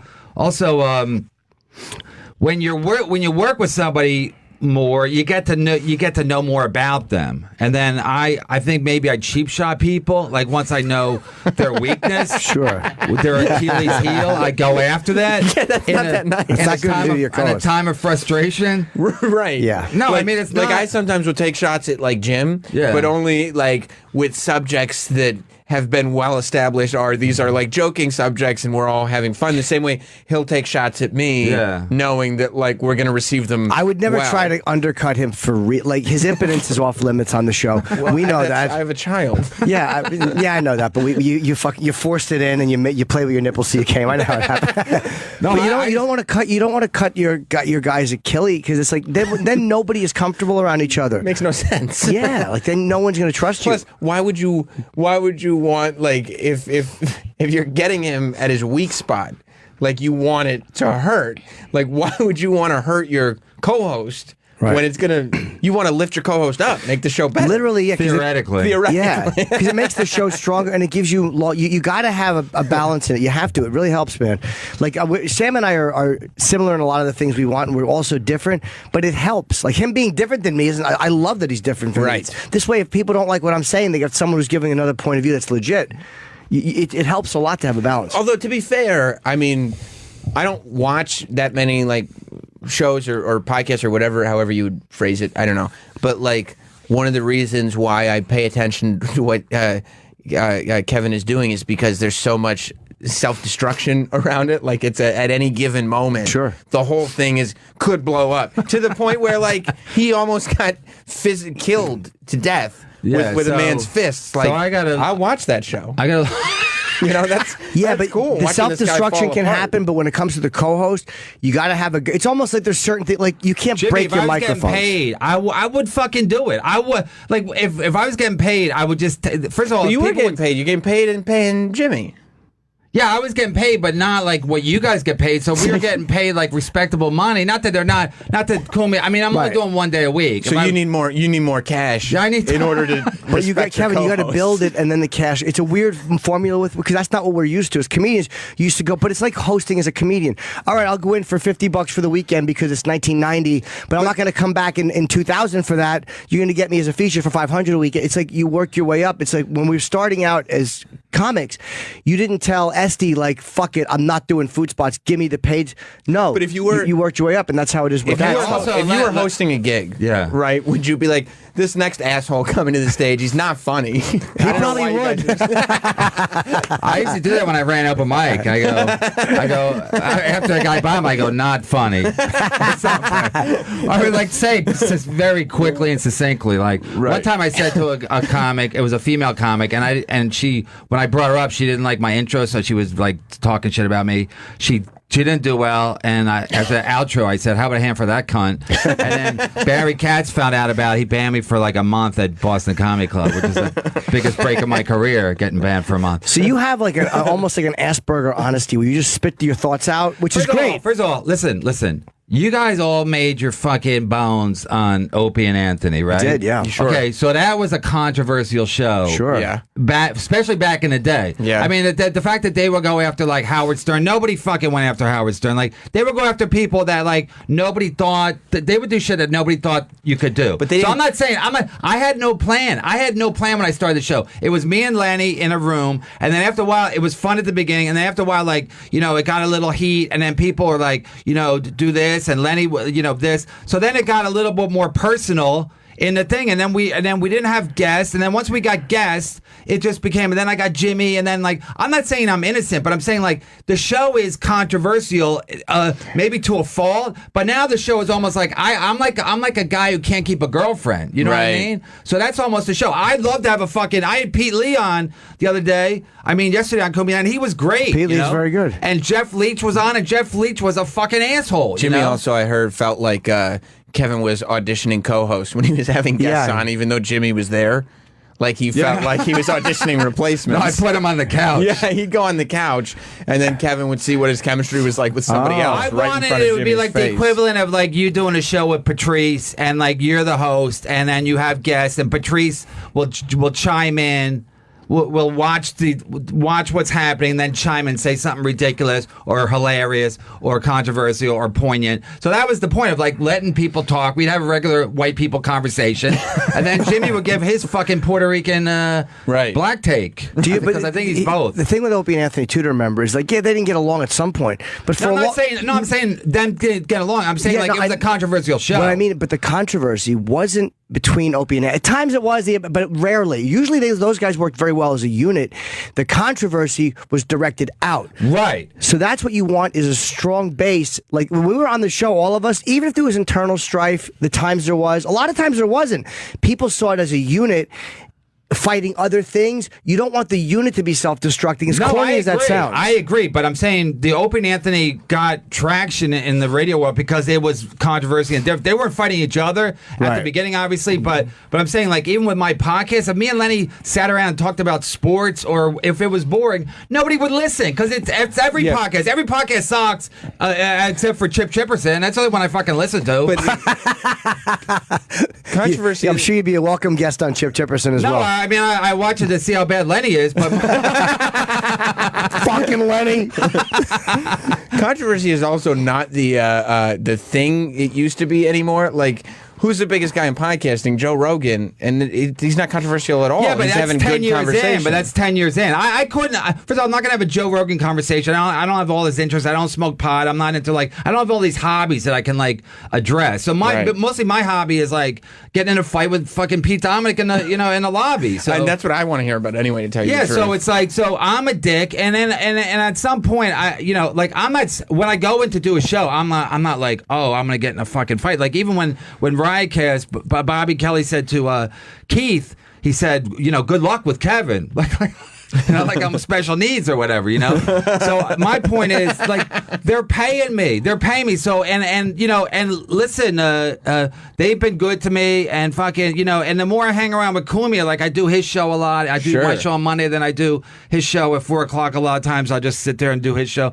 He's fucking hilarious. Yeah. You know what I mean? So and I see them all the time. I never saw Riotcast. They would have Bobby Kelly would call me at midnight, go you're doing a fucking paywall, motherfucker, and then hang up on me, so it wasn't like the most most harmonious business relationship. Well, Bob tends to be a bit of a bull. He's a bully. Is he? Yeah, but I love him. Hold on. I also wanted to promote your comedy gig too. Kevin's a really hilarious stand-up. If you haven't seen Kevin, he and I did when we did HBO back then. We shared an audience together. You and I. We were doing our half hours. So Kevin is doing it with the Compound Media Comedy Night, which is this Thursday at the Brokerage in Long Island. It's going to be Kevin, who's really, really funny. Who else is on that? Aaron Berg, who's funny. Gino Bisconte, who's really funny. And who else? Pat Dixon's a great comic. So might have some drop-ins. And Anthony's hosting, so it's going to be good. Ron Bennington's been doing stand-up. Back into stand-up, just hosting. So he used to do stand-up. Yeah, Ron's funny. And Anthony he thinks like a comedian. He is as fast as Anthony should be doing stand-up. So the fact that he's hosting is great. Yeah. We had Kevin Hart in here yesterday. Yeah, that's why I got bumped. Also, can I do one more plug? Sure. And yes. The answer is yes. I was. I'm doing I'm going to start doing Misery Loves Company. I'm doing it tomorrow at the Stress Factory. We're going to do it live. Live on call. Who's we? Me and Vinny Brand. Oh, okay, because you don't have a co-host. I know. So I'm trying out Vinny Brand, but it's like Vinny Brand has a club, so it's like the guy in high school has a car. You're like, Vinny, you're on my show. Right. All you got to do is let me use your club. Tomorrow is Wednesday. Yeah. What time? At 6:30 at Stress Factory. It's free, so that's great. That should be incentive. Florentine's going to come by. I'm trying to do separate shows. Like the Cumia shows, mostly guys who here or whatever can, and then I'm trying to do this other show, a live show, and then more guys that don't want to come into the city, like Florentine or Boss or guys like that, Keith Robinson. Or don't be bummed if you don't get people the first time you do it live. You're just doing it. Yeah, it doesn't matter. It's one of those things that's got to catch on. People hear, oh yeah, we'll go at 6:30 on a Wednesday. Yeah, is not the easiest time, so just do it. And then people like it when me and Vinny are together, but they really like me and Florentine together. And Florentine's great. And again, I won't fight with Florentine because he's more like a regular guy. Yeah. You know what I mean? Well, what's Lenny? If Jim Florentine is a regular guy, what is Lenny Marcus? Lenny's a fucking accountant. I mean, Lenny doesn't do Lenny. I don't want to bash Lenny today, but Lenny. Right. The biggest problem with Lenny was I'm not leaving the city. I'm not leaving the city. He won't leave the city for any reason. He won't do road. He's like, he has all these rules. I'm like, Lenny, you don't make any money unless you leave the city. You got to leave the city to make money. Where were you in Copenhagen? Did you get paid? I did. Yeah. So more than you get at the cellar. Yeah, not anywhere. that I'm trying to go to Copenhagen, Right, I but understand, it's like yeah. you got to leave the city. You're not going to make a fortune doing 15-minute sets in the city. Right. So Florentine's a road comic. I want to work the road. I like working the road much more now than I used to partly because I have kids. You know, before when I worked the road, you know, a lot of times you don't have kids, you don't have a family. You know, you lose the crowd because everybody on the road they all have kids and families because they're regular people. Where we're like fucking loser New Yorkers and we don't get married till we're 50 or whatever. You know, so now my act plays better on the road. I want to work. I want to work. I want to make. I need to make money. I got kids, right? You have kids. I have a kid, and they have no money, right? My kid has no money. Yeah, so you got to make money. I got to compensate. Yeah, I kind of want to. I've been thinking lately. But I'm not talking about you. I'm talking about like road comics. But I mean, I understand what you're saying though. Like sometimes I want to be in a serious relationship because like I really. And that's not why. But it's like I feel like I don't relate to the audience at all half the time because I got my own weird shit and it's my own life and no one's living like this. You should have a kid for the jokes.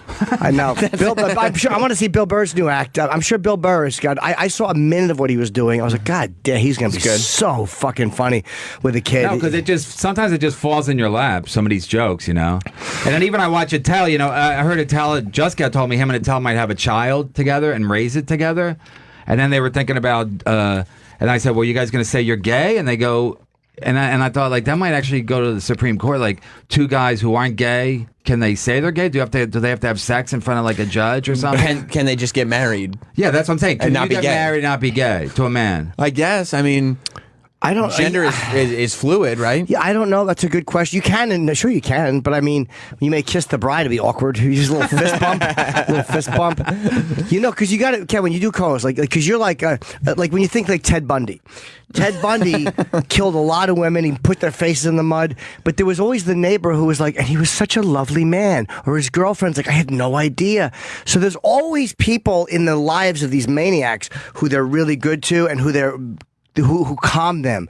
That's what a co-host should be. Like, as much as you're a machine gun on people and yourself and you fucking fire out and you don't give a fuck, the one guy who you should truly be able to be like, all right, cool, the co-host. Because I'm telling you, that will help. That's why Jim signed on to this show, just so he'd have a character witness when something went down. Absolutely. Just so when someone's face is in the mud and cum is on their back, they know I didn't do it. No, it's so ridiculous that people think, like, I didn't want Lenny to quit. I didn't even want Jimmy to quit. You know? So I was bringing up Kevin Hart because I feel like you and Kevin are like the polar opposites of philosophies. Yeah. In the sense that we were just talking to Kevin about how... he's a movie star. But he says the reason he's a movie star, one of the reasons he's been successful is because he's got a positive outlook on things, because he doesn't get angry at people, he doesn't hold grudges, he lets things get off his shoulders, he's done with them, move on to the next thing, and he says he kind of creates his destiny. You know, he's kind of always been like that. Yeah, just a guy who doesn't get bogged down in anger. I say fuck him. And his dumb attitude. No, here's what I say. I used to be like that. I used to fight my own instincts and my own personality. Yeah. I'd be like, I should be more upbeat because everyone tells you to be upbeat, right?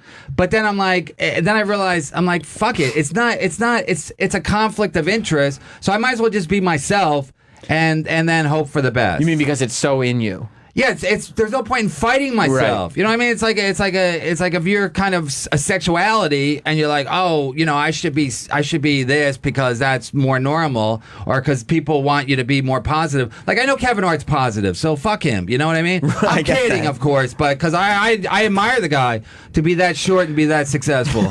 but he has a really huge dick too, and he admitted that's where a lot of his confidence comes from. I said that on the show. I said you're right, because I was talking to Carrie Carabas about it. She said she felt his dick at the cellar one night, or she saw it. He showed her in the bathroom. I said, when you have a huge cock, you have a natural built-in confidence. What'd she say about his dick? She said he took it out and it was like so long, it was ridiculous. And then she walked through the cellar. Colin was on stage. He was just about to show everybody. Colin, Carrie Carabas, whoever else was, Artie Fuqua. And then he already had to bring up Colin. So anyway, he ended up just showing Carrie. Carrie walks through him. Colin goes, how big? How big? And Carrie's like, like a foot long. You know what I mean? I asked Kevin about that yesterday. I forgot that it was. Right? I've never seen it. I forgot that it was Carrie Carabas. I thought it was a waitress, but it was Carrie. That's what I was thinking of. Was that story about him showing it and her talking? I forgot it was Carrie Carabas. So and I said, I think you just have to build it. Where I'm the opposite. Like, I don't have a big dick. I come quick. Like, you know, it's ridiculous. Like, I do a joke now where I shouldn't even, whatever, but I say I could never rape. Like, when I hear about guys raping women, I'm like, how do you even fucking finish? You know what I mean? Because I come too quick, it would never get that far. Like, how fast do you fuck? Do you fuck for? How long do you fuck for? I can't. My wife, even now, she'll go like, my dick will be like not hard, and then within like a minute I come. And you're not even attracted to her. I don't even like her. Do you get hard and then come? Yeah, I get hard, but it can happen so quick. Like it's one movement. Like you just get hard and come. It's like it's not even hard enough to get in her vagina. I don't know what they call it, but in her vagina, right. and then it gets hard enough to get in her vagina, and then within a minute. You're so lucky. I envy you. In the old days, I would have been You'd love for it to go quick like that? I love for it to go quick like that. No, in the old days, I would have been the king because I, like, with dinosaurs and stuff, like, nobody had time to do long fucking. Right. You know what I mean? It was all fucking run. So, right. But now it's like, it's embarrassing because I asked Manny, who's still in the Comedy Cellar, he's now passed, but I said, because we were joking about it, and he said he used to come quick. Good and for Manny. So I said, well, does it change when you get older? Because I thought maybe you're not as excited, but I can't. Even now at my age, I still come quick. So I have no confidence. I have no confidence. Like a threesome, I would never do it because I can't have two long faces. You know what I mean? Where they're both like, seriously? I'm like, yeah, because if it's one person, I can handle the disappointment. But then it's like, no, this thing that you thought was a threesome, it's been 2 seconds, and now it's just a twosome. It's just you two. Yeah, so I have to do everything. I have to like eat my wife out forever. You do? Yeah. If she gives you head, do you come just as fast? No, of course I make her wait. No, you know what it is? Because it's like there's no pressure to like withhold it when I'm fucking her. You know what I mean? Sure. I mean when she's blowing me, there's no pressure but when I'm fucking her, there's pressure for me to sustain it so that I can make her come. Yeah, I can give her pleasure. Right. So the pressure of that makes you come. Makes me come. Yeah. No, your dick is just it's like your personality. Your dick is like, fuck you, you're not getting this. Right. Here you go. It is. It's just 0 to 100. The same way your anger works, where you're just arguing with Pete Dominic over nothing, is the same way you're like, no, I don't feel like having sex tonight, and then you've come within 30 seconds. I know. And the thing was, when I first started, not my wife, the woman before my wife, I used to pinch because she was young, so I used to pinch my balls. Like I used to wrap around my leg and pinch my balls so I wouldn't come. Like painfully? Yeah. Wow, that would actually make me come faster. Wow, that's amazing. Just for the record, I'm anti-rape. I don't know if I made that clear. I'm just saying when I hear guys rape, I'm saying like I do a joke where I say like, you know, the girl said I thought he's gonna rape me. He started taking off his pants and then he said damn and ran away. You know, because like all the excitement, whatever. Anyway, the point I like is that you revisited that. No, because I don't want to get fucking letters, even though nobody writes letters anymore. But the point is I come quick, so that does affect my confidence. Sure. Because when I you know I talk to women, I'm like, you know, they're like, are you good in bed? I'm like, I'm not good at all. You tell them. That's great, but a lot of women want you to fuck no, quick. They don't. No, put a dildo Jimmy. in her pussy. Put a dildo in there. They still want you to fuck them like on your wedding night. They want you to fucking come quick. They want you to fuck them like a man. Yeah, they want to feel like they're with a man. Yeah, women. Yeah, they like to feel like they're with a man. Yeah, well, so for you come quick. I can't get hard unless I'm wearing thigh highs and playing with my nipples. We all have a cross. So wait, it takes you forever. Yeah, but not in I'm in a stud way. In a like I just fucking something my dick doesn't work. You know, I'm a mess. Yeah. It takes you forever to come, but you're not hard, so it's not. And then when I am and I'm fucking and it's going you're well. You're a sexual person, though, right? Yeah. You're a very sexual person, but you can't come easily.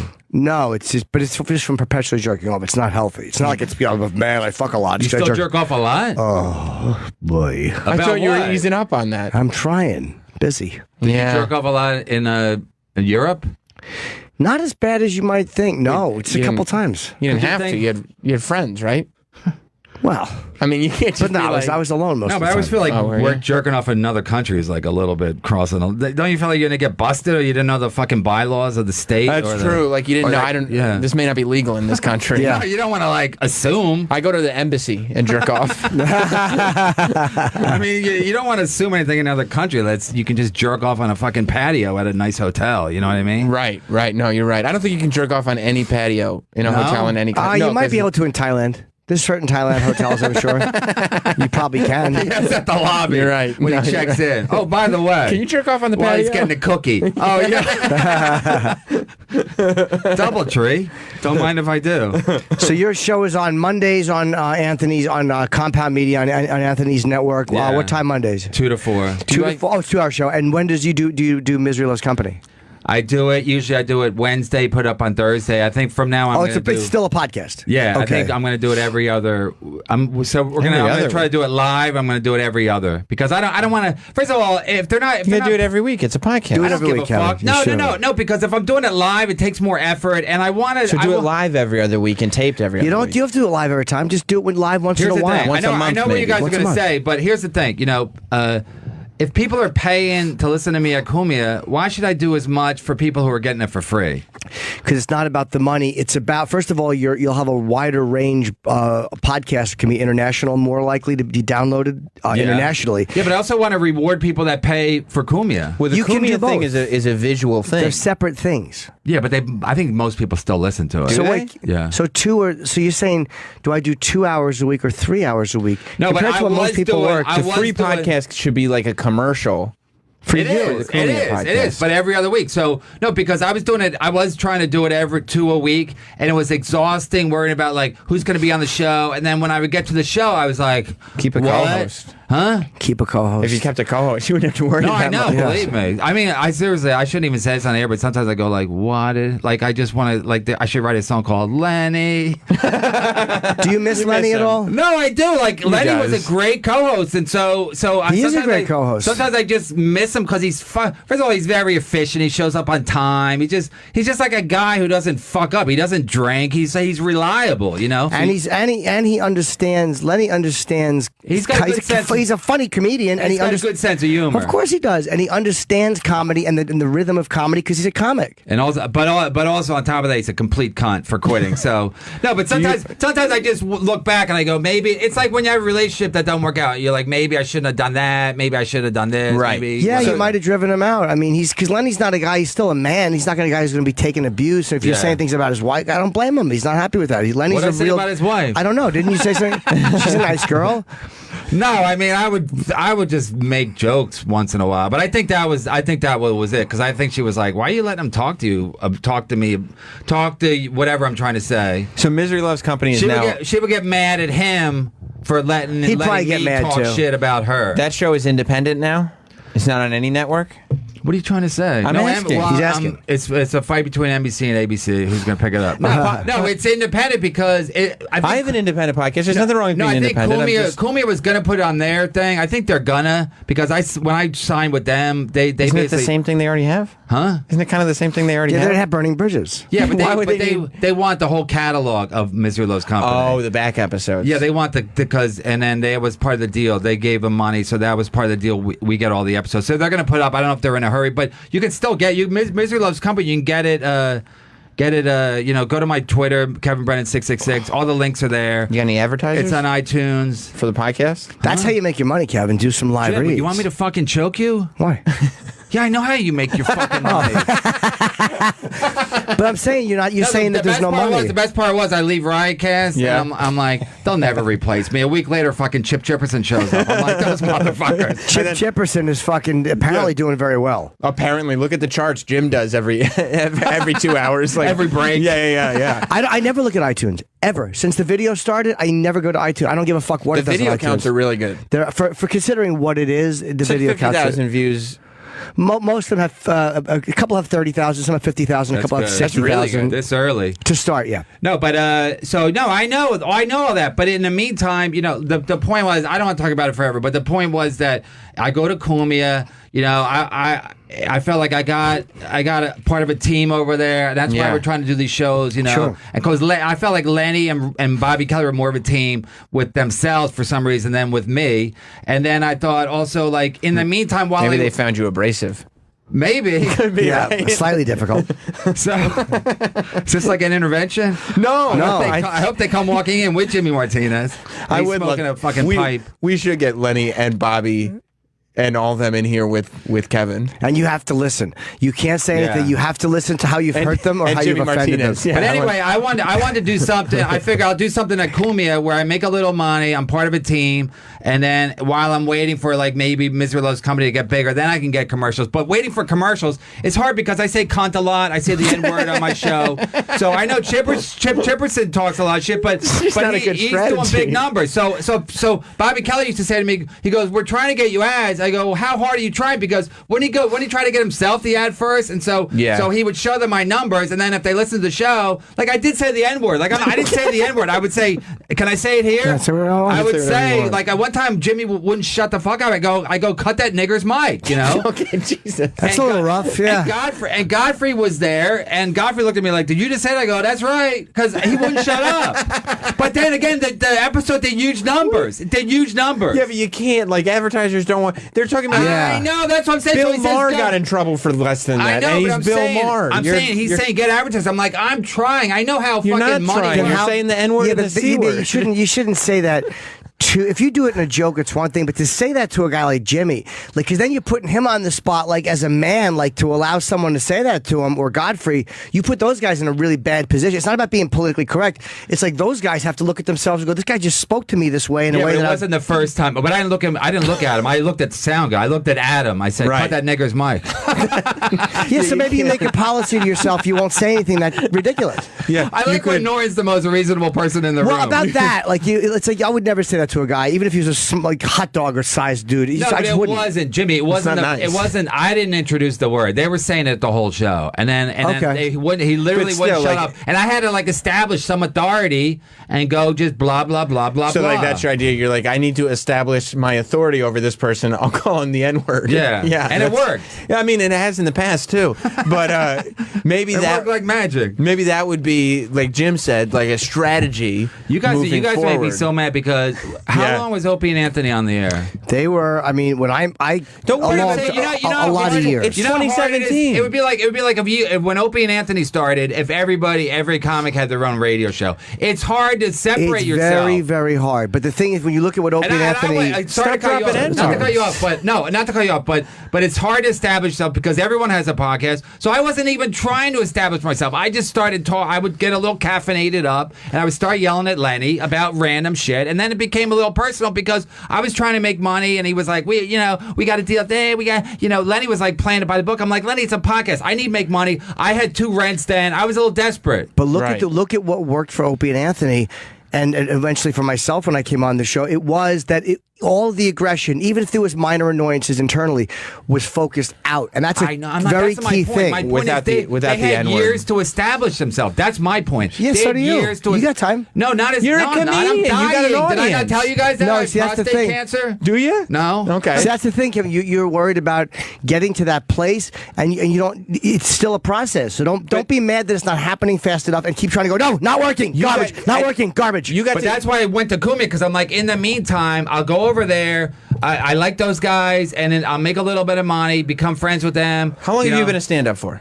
Too long. So you've been spending too long building an audience and establishing it. You're not coming into radio as if nobody knows who you are. Like, you're bringing your fan base with you, which is something no radio show ever got to do. I don't have a huge fan base. I don't have 1/100th of what Norton has fan base. We got to take a quick break. We'll take a quick break and then come back because we got Mike McCready coming in. So let's just take a quick break. So when Mike is ready, we're ready for him. And we'll get Mike's opinion on this stuff too. Kevin is here with us. You can catch him on Monday afternoons on Anthony's network, and he's also doing Misery Loves Comedy. And the comedy show they're doing is Misery great. Loves Company. Oh, sorry. That's Dr. Misery Loves Comedy. This Thursday night at the Brokerage, it's Kevin, it's Pat Dixon, it's Gino Bisconte, it's Aaron Berg, all funny comedians with Anthony hosting. And so go to that. That's true. That's really a great show. Yeah. And comedy.gov as the website, and then look for the Brokerage. It's easy to find. Yeah, and support Anthony doing stand-up. He's fucking hilarious. He's only done it one time, and he was great. Yeah. We'll be right back after this. We are back on the radio, and let's bring in Mike McCready, who's right outside the studio. We just took a quick break, and Mike McCready has a new book out. Yes, it's called Of Potato Heads and Polaroids, My Life Inside and Out of Pearl Jam. You want to grab him because he can't? There's no one here. Troy's in the restroom. I told him to bring him in. It's a great book. It's just that I guess Mike was taking Polaroids throughout his kind of entire career. Yeah. And it starts. He's very young. It starts in the beginning. Hey, Mike, how you doing? What's going on, Mike? Sam. Sam. Mike, how you doing? Nice to meet you. Yeah, good to see you. And like you get to follow the journey. We were just talking about your book. All How right. you kind of get Then to I'm in the follow right the place. journey through Polaroids of everything, and it starts. I mean, there's celebrity stuff, there's fan stuff, there's performance stuff, there's everything in here. Yeah. It's pretty. It's a. Are we on? We're on. All right. Hello. Hey, this is it. Yeah, it runs the gamut of famous people that have shown up to shows, to friends of mine, personal friends of mine in Seattle, to friends of Soundgarden, to Mudhoney, to. Where'd you keep all the Polaroids? Like, did you just have a big box? Boxes, and lost for about 2 years, and then found, and How'd they get lost? I don't know, because I can't keep anything straight. Yeah. I just can't. I'm not. I'm not a very organized guy, so we'll just put it that way. Did you ever I know you're a big Kiss fan, Yeah. and so am I. And they said that Gene would take photos of every girl. Did you ever do that? Like where you took pictures of the women you were with, or stuff that you couldn't publish? I would say no, because I think we're kind of that's a different era, and I never did that, but. He did tell me he did do that when I took a Polaroid of him, and I knew that because I know all about Kiss. So. It's amazing that that's how famous he was. Everyone knew he did it, and the girls still let him do it. You gotta love.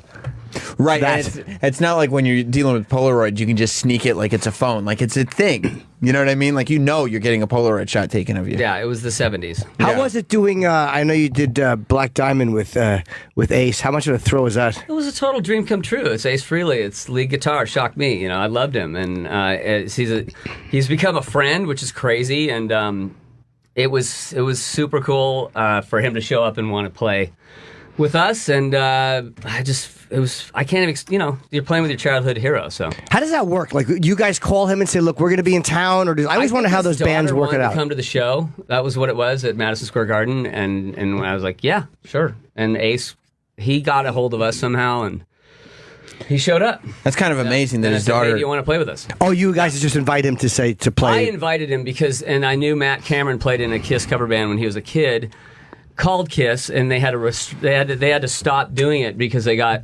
Casablanca Records sent him a cease and desist order, but they were kids. They were like 14 years old. So Matt was the guy. Matt sang Black Diamond back then. So I thought, Matt, will you please sing Black Diamond again? Now we got Ace coming out. So at what point? At what point did you start to get that kind of? I don't know if it's the word is recognition, but start to build relationships with people who you were were your childhood heroes. Like how far into this thing? It was about 2 or 3 years into it, in terms of the band. Yeah. Just probably a couple years into it, people started coming to that, like why is he here, or actors and actresses and stuff like that. So, and then it's been a through line ever since. Like you play a show somewhere and you have people showing up that are famous. Awesome. And so I'm like, have a Polaroid. I'm like, I gotta get this. Sure. Hey, take a picture. Right. Take a picture. And since they're fans of the band. You can get it done. They're generally cool about it. Yeah. Has it moved into a point now where you're using your iPhone more, or are you still carrying around the Polaroid? I still carry around the Polaroid. I actually have it in my backpack right now. You just like the Polaroid? I like it because it's old school and it's tangible. It's frustrating too. So it's like, and I don't like the frustrating aspect of it, but I roll with it. Is it hard to get stuff like film for? It's almost like Woody Allen still writes on a typewriter. Yeah. That it's hard to get like the ribbons and stuff for. So, you can get it. It's from a company called Impossible that makes it. They have the new formula for it, and they do a great it job. went out of business for a while, right? Yeah, Polaroid went out of business. It did, for a while. You should watch. There's a movie called Year Zero, which is about the whole history of what happened with Polaroid. So. And Travis, our guy, our producer, Hey, Travis. is one of the gigantic. This is Kevin, by the way. So another one of our guests today, Kevin. Now, Travis is a huge Pearl Jam. I would say Travis the biggest Pearl Jam fan I've ever met in my life. Correct? Yeah, me That too. you've met, probably. Yeah. And Probably not that Great to Mike's hear. met. Yeah. And I know you wanted to ask a question. And Go for it. Yeah, I mean, I have some questions that I definitely wrote. Okay. Yeah. I'll definitely answer them. Cool. Great. Great. Are you guys gigging anytime soon? No. Not that I know of. Right now, we're not. Ed's on tour right now, and I'm working on a film called Sadie by Megan Griffiths, and we're all kind of doing stuff separately right now. What are you doing on the film? Scoring it. Oh, cool. So that's kind of been something I've been wanting to do for a while. I did another movie called Fat Kid Rules the World. I've done a little TV thing with Fringe, and so I'm really trying to get into that aspect of things. So, do you see the movie first before you score it, or how does it work? Or they tell you the tone? It depends on the director.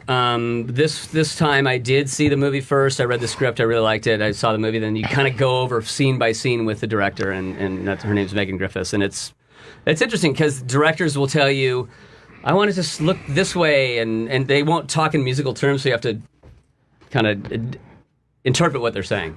But it's fun. It's totally different than writing songs for Pearl Jam because kind of less is more a lot of times. So, Travis, sorry, man, I didn't mean to rush. Sorry, what? You can ask another question. He's a bigger fan, so I would. Well, like, all kidding aside, when you're out there and you're rocking, is there any better feeling? It's the obvious one, but I would say it's unlike anything that you can ever do. It's just having that 40,000 people scream and having their energy come at you. It's intense and amazing, and then you're just worn out from it the next day. But then you get to do it. Does it hurt in relationships? It's almost like nothing compares to that feeling. Sex is great, but no high in a relationship will ever be as good as that. It's a crazy high. It's like this symbiotic thing between the band and the crowd, and you can't even put it into words. It's not quantifiable. It's unreal. Is it hard to get to sleep after? Because you're it on takes such a while. It takes a little while. So it's big. The adrenaline is still going. You want it just to keep going, and then you gotta lay down. It's like, ugh. Yeah, you're just kind of like, I'm still awake. Yeah. When you guys broke and other grunge bands were breaking at the same time, like Soundgarden and bands like that, the fact that you guys, because Temple of the Dog was a band as Pearl Jam was breaking and everything, was there a competition between you guys, or was it more of a peer group? That's a good question. The interesting. Thank you. So, thank you. So I'm gonna refer to Johnny Ramone on this, which is a direct quote that he told me. It's like, You guys are too nice with each other. We try to fuck over everybody. Sorry, live radio. It's fine. No, it's good. Okay. At every turn that we could, and when we were coming up, and so in terms of, I always think of it in that way. It's like we were all obviously had a healthy competition with each other, but we all would hang out with each other and go to each other's parties, and because it was a small town back then. It was like just real provincial, tiny town, and everybody knew each other, so we would support each other a lot. Was there any band that joined the scene as it was blowing up that you guys were like, fuck that band, they weren't around? I was so busy with my band and trying to keep that thing rolling that I didn't have time to even care about any of that stuff. What's that tough, like, to go from, like, Pearl Jam is this band that we're kind of putting together and we're just making cool music and everything, to now we've got this level of success that we have to maintain? Yeah, it was just chaotic and insane, and but awesome, and your dreams are coming true, and then it's freaky and weird, but we got to keep it going because we want to do another record, and this is great, and we're getting bigger, and well, that's the part, right? Like, your dreams are coming true, but now you have to keep them going. And also in the terms of, like, not doing it in the way bands generally do it, because we kind of pulled back and we stopped doing videos, and we were told at that time by the record company that your guys you'll be gone if you don't do a video for Black and all this kind of stuff, and we're still around, so I guess that worked to not do that. But that was Jeff and Ed's kind of vision, to, like, let's pull back and not do a ton of press, and let's not be in there and burn ourselves out. Travis, did you want to say? Which I didn't want to do, by the way. I wanted to be the guy that was doing press, and I wanted to be as big as you too. So that was it. Were you? Does that become an argument then? Like, because you want that spotlight, you want the fame that goes with it. You don't want to be the. We all talk about it, but it's in terms of it made sense at the time. I trust Ed and Jeff kind of in stone and implicitly in terms of their thought process on what we should do with this band. So, did you want to be a front man? Like, was that part of it, or you're happy in your? I love being a lead guitar player. Yeah. It's what I've wanted to do since I was 11 years old. So that was it. Travis, do you want to? So yeah, like, along those lines, how does the band handle all the years of touring and various scuttlebutt? We have a lot of well, now we handle it with a lot of Epsom salts and ointments. Is that how scuttlebutt is handled generally? Thank you. What, are you a pirate? Thank you. Well, we swab the poop deck first, and then we so. Anyways, we just we have our highs and lows, and we fought and we argue and we love each other, and then we fight again, and then we just, I don't know how we keep doing it, and we just keep doing it, and I think we generally enjoy playing with each other, and I think my playing is better with those guys than it is with anybody else because I think they bring something out. We've played almost 1,000 shows together, so that there's a thing that happens with a band like that. You just understand each other. Yeah. It makes sense. Is there anybody?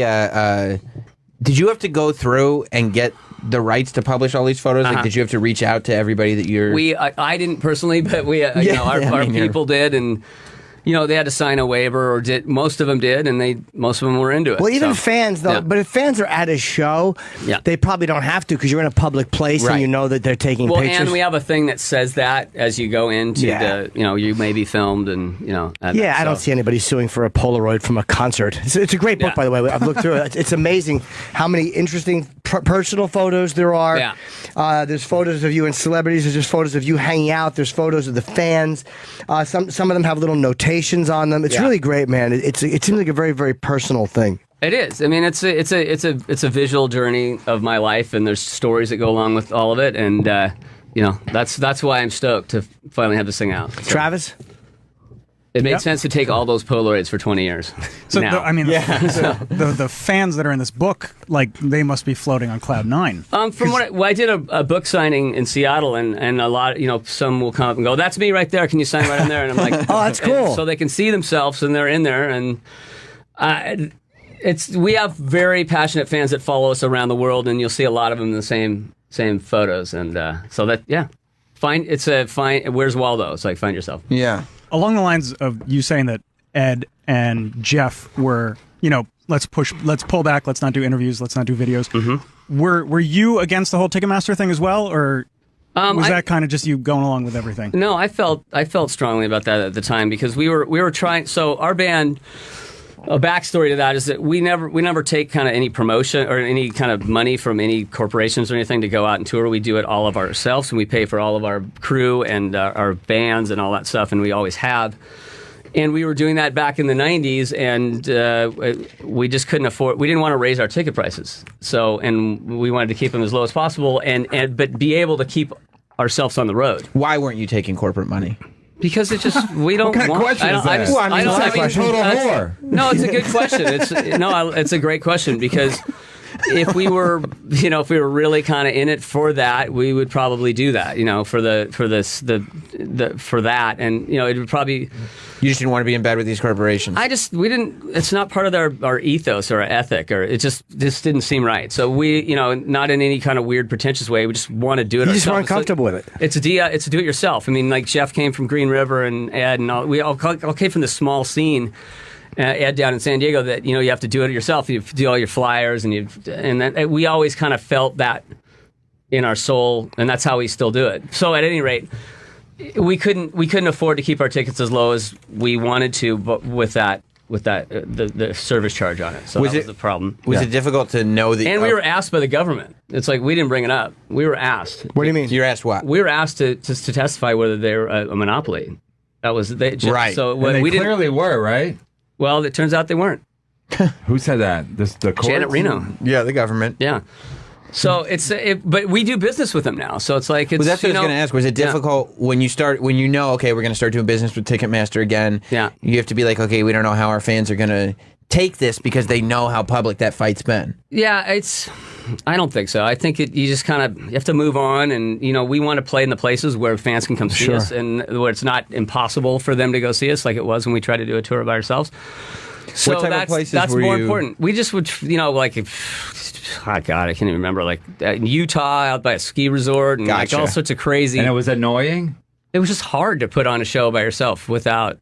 And fans couldn't find it. Your intentions are right, but it's kind of hard when Ticketmaster or Live Nation owns the venues. It's a whole thing, and it's like you want to just go out and do gigs. We do that now with them, and we're all happy to do business with them. So it's like, it's because we want our fans to come to the shows, and that's the most important thing is to make it easy for them. If people had to choose between, like, we all know the fees suck, but if they had to choose between paying the fees and seeing you, or not paying the fees and seeing you once every 3 years, they'd pay the fees and see you. People, as a fan, would rather just go see the band. I go to fees. The fees are high, weren't they high? That was the thing. We couldn't afford to take our crew and our rogue and keep our ticket prices down. At that time were probably $60 or something, or $50. I don't even remember back then. but we try to keep it as low as possible, as we still do. Sure. And we couldn't do it with And that. made it harder with those. Yeah. Yeah, absolutely. Travis, did you want to? Because you know the band better than anybody. I mean, no, I think I'm good. You sure? All right. Yeah. Okay. There was the one you wanted. Well, there was one because Travis was talking about you before, and there was the one thing about your dog that I thought. Yeah, it's just don't be embarrassed. He's embarrassed. Tell me about your dog. Right. Yeah. Well, I mean, my wife and I, we're both huge fans, and we've got a daughter that listens to you guys Okay. now as well. So there's, 3 Pearl Jammers in my house, and 4 if you count my dog Jeremy. Nice. Yeah. Is that we don't? Is that traditional? Here, Jeremy. Come here, Jeremy. Is that lingo? Do they call themselves Pearl Jammers generally? I would say I think they call themselves Jamily and things like that. So No. that's the term. That's I nice. see. Yeah. So Jamily is more the term. Travis. Okay. That's I've what been I've saying it heard. wrong the whole time. Yeah. Yeah. No, whatever. Makes you happy Your as a dog's fan. named Jeremy, right? On It doesn't matter. And obviously we have to ask you about Chris Cornell, who Yeah. we didn't know well. We had interviewed him. He was a nice guy. Yeah. Did you? I guess knowing somebody intimately, did you know he was in and out of depression or? I never knew any of that stuff.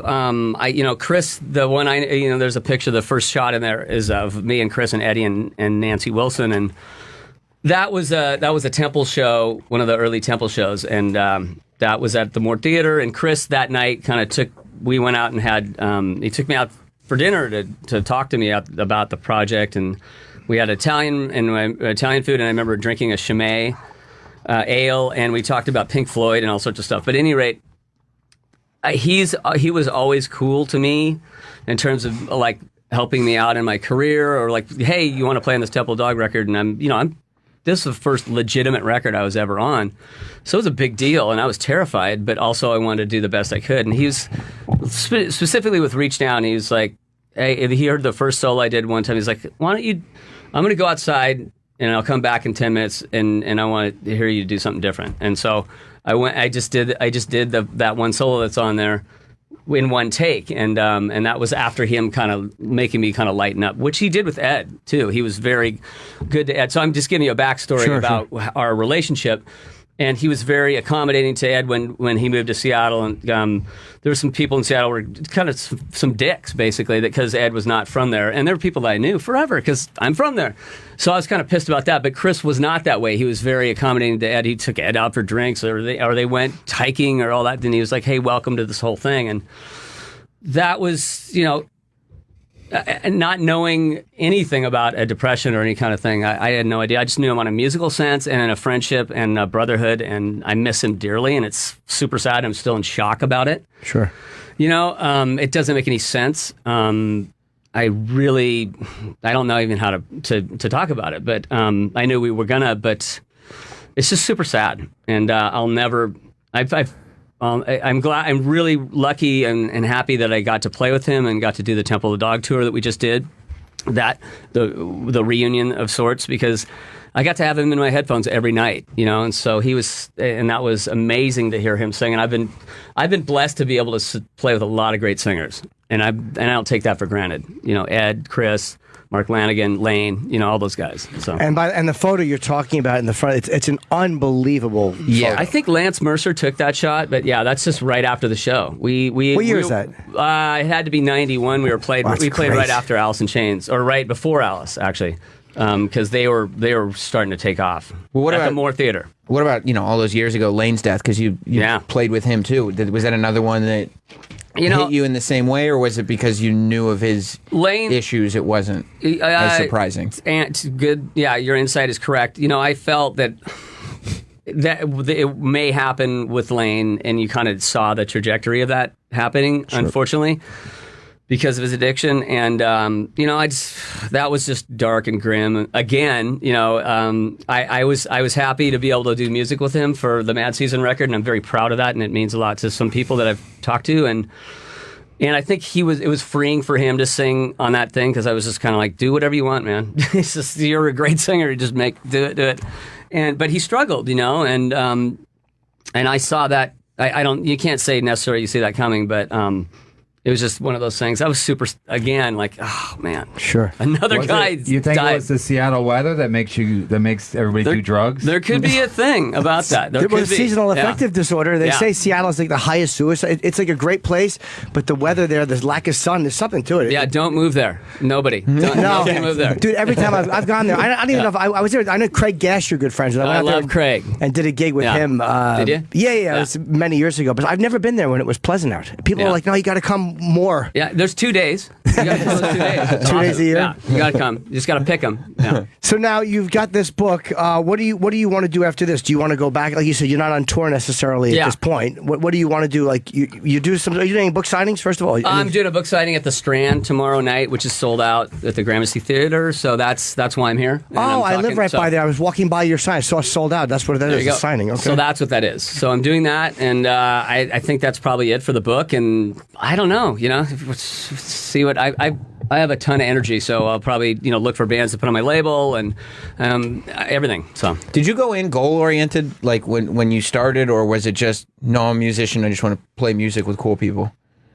And when I started playing guitar? Yeah. Oh, yeah. So I was 11 and a half, and how I started was, that was just, I liked Kiss, and they played guitars, and I was a Cub Scout, and I was like, I don't want to do the Cub Scout thing anymore, Dad. I want to do this thing, whatever's Kiss, and that's legitimate. That's what happened, and friends of mine were playing in a little band, and I joined it, and it was called Warrior, and we played our first show in 1978, and then from then on, I just was always in a band. So yeah. It was just what you did. But that's what I did. But as when it turned into this band called Shadow in the early '80s in Seattle, that people don't know about this scene with its Shadow, Overlord, and it's the pre-grunge scene.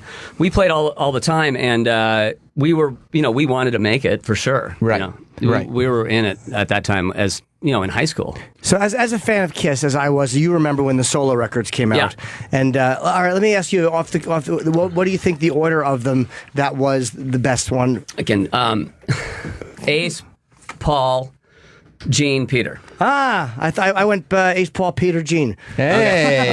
Okay. But Gene does When You Wish Upon a Star, and Lassie's on his record, and Cheap Trick, and the Beatlemania and all that stuff. And everyone says Ace is the best. I think that was the biggest shock for Kiss fans. That Ace was by far the best. Well, I went and met Paul Stanley in Seattle at Peaches Records in 1978 because he came to sign for that, and it was otherworldly. It's like, a guy from Kiss is in Seattle. Oh my God. And we all went down there, and the line was there, and he puts his hands in the stone in front of Peaches Records, which no longer exists, got an autograph, and I think now in hindsight, it's none of my business, but I feel like if they should have just done a record of all the best songs of those solo records, and it would have been rad. So. Yeah, I mean, it was genius to do it, to have them all come out on the same day, all the same thing, just a different tinge. Casablanca marketing was a pretty great idea. It was pretty good, but you're probably right. The best of all of those would have been an amazing Kiss album. That's my fantasy right there. Well, thank you. They're telling us we have to wrap up. It's not our choice. One question real quick. Sure. You wish Jack White could frame a photo better? I noticed the one that Jack took. Did he? I feel it like was like it was artistic. I'm a huge, by the way, Jack White fan. Me like too. the biggest Jack White fan. So Jack White, when he showed up, I was interviewing him for Sirius Radio, the Pearl Jam radio, and he happened to show up with that Polaroid 960. I had never seen one of those, and I was like, whoa. And Jack White to interview was amazing because he's like 8 guys in one. It's like, how do you have a label? You did 7 bands and they're all cool, and I had all these questions. But then it's like, where'd you get that Polaroid? And so that was cool. He turned me on to the 960. So. All right, well, thank you. The book is called Of Potato Heads and Polaroids, My Life Inside and Out of Pearl Jam. And it's really, really great, man. It's a very easy thing to glance through. The pictures are phenomenal. And it's a real great history of you and your 20 years career. Yeah, it's really great. On and off, yeah. Well done. So thank you so much for coming in. You guys. Yeah, take a quick break. We'll be right back. Yes. We're all back on? Sam? Heck yeah. Good. That was a Mike fun McCready interview. was really nice. Yeah, we were talking about Kiss afterwards. I love a Kiss fan. You know why he was really nice? Because he pretended it wasn't disgusting that Travis may have a dog named Jeremy. Yeah. Travis, by the way, great job asking those questions. You do really understand did. what a hit you were. He really did take one for the team, didn't he? Yeah. Wait, did the fans know that you wrote the questions? Yes, we did them before. Yeah. But none of them were so... I wouldn't write anything so awful that the guy would go, you're an asshole, dude. They were just embarrassing for Travis to have mildly. Yeah, I mean, I would say a little more than mildly. Scotty, which one was the hardest to say? Probably the dog one. That's why I figured that the Scuttlebutt was easy. I figured that the dog one. See, when you're out there rocking, that was so stupid. when I was gonna, because you were gonna let him off the hook, and I was like, no, I'm gonna force him to do one more. I was so happy you did. And I was either gonna. Is that a little payback for? For Rob Vampire. All right, I'll take it. I was either gonna do the dog one, or I'm kind of bummed that he didn't ask about being an amateur shutterbug. Yeah, I forgot. You know why I didn't, and I was going to, but he kind of answered the question of why he uses Polaroids, which would have been even better, by the way, if he's like, I think I already answered that. Well, yeah. Your verbiage was just more annoying. I do like that Scuttlebutt he didn't care for. No, he thought that was stupid. He was great, though. I like that there's a couple of Pearl Jammers in your house. It's good for you. He tried to give you credit for it, though. He was like, oh, no, I haven't really heard Pearl Jammers before. The what do you call it? The Jamily? Yeah, of course I've heard it, and that's why, and that's why he's nice.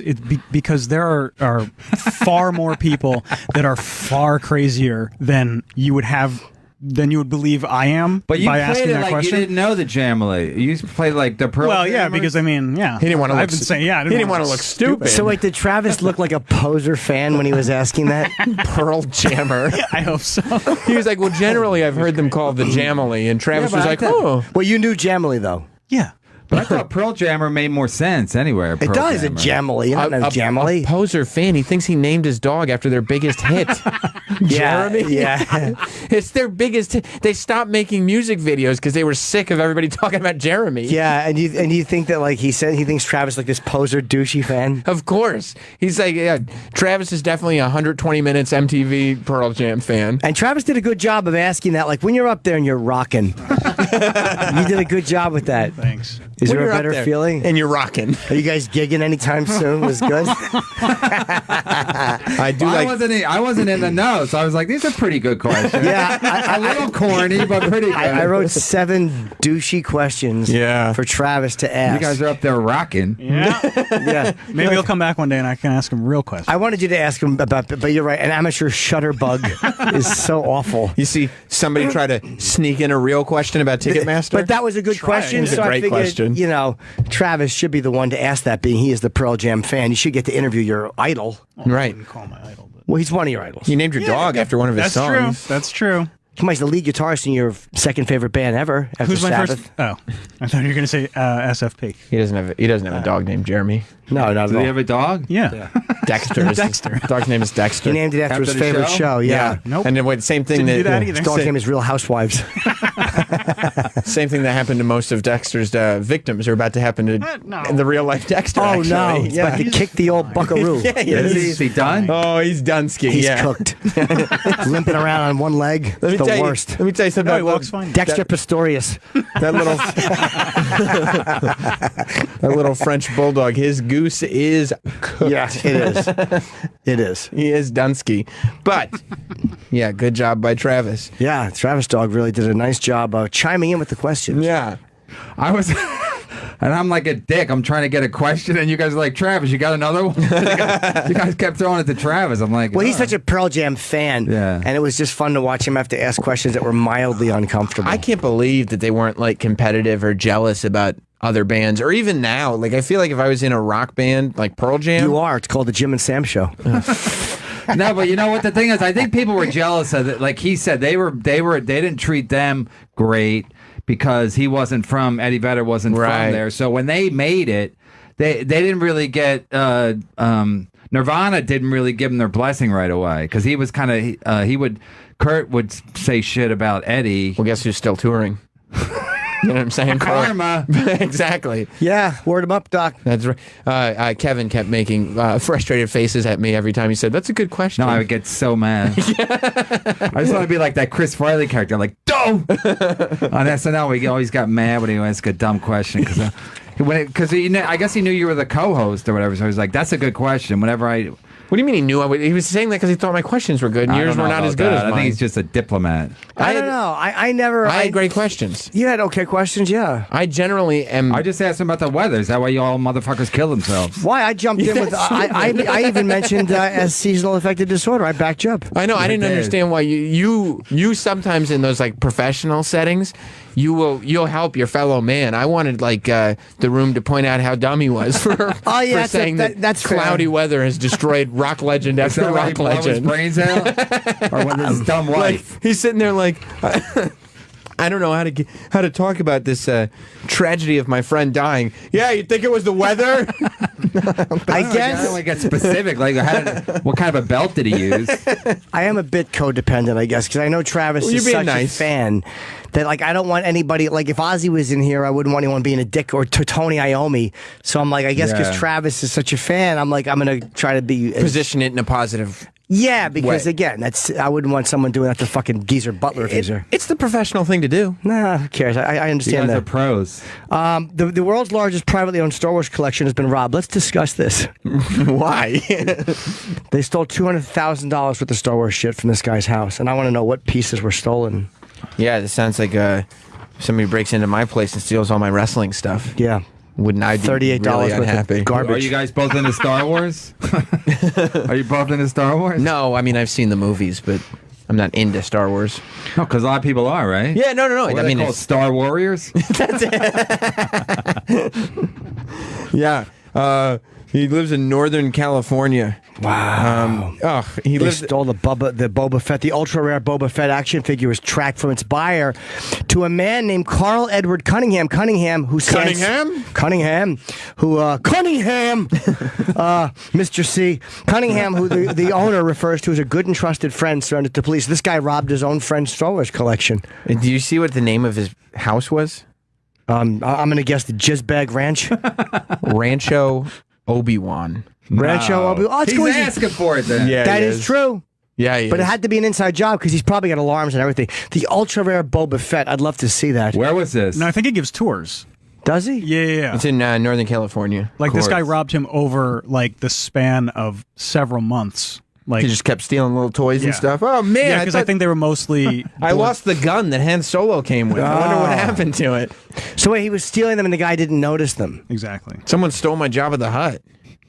That sucks though. Every time the guy came over, he had one less thing, and the guy never pieced two and two together. Let me see this video of this guy. The guys, they take his Millennium Falcon. Troy, comment. You've never seen the rare Boba Fett? The mail away with the missile that they had to discontinue? Didn't we talk about that with... we talked about with... Jesse's girl. Rick Springfield. Yeah. He's buddy of mine. Huge Star Wars Yes. collector. Yeah. Apparently, it's probably him who stole this shit. Suite, and we're here in Northern California in a small town named Petaluma. Wow. Oh, he's got like a whole store.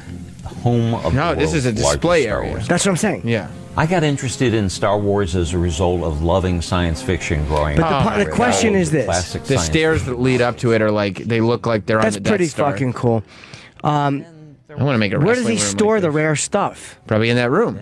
Yeah, I think it's on display because he gives tours. Yeah, but like how much can people just take stuff? No, I mean, it's not like it's his house. Right, so right there they're on display. Look. You can just take one of those mugs. But it's his house and he's there with them. Yeah, like, I don't think he even realized it until he saw some of these things being sold, and he realized that that's not possible. Because he's got so much shit. But doesn't he keep them behind a fucking display? Like if you're walking through on the tour, you could just take it and go, oh, in the old pocket.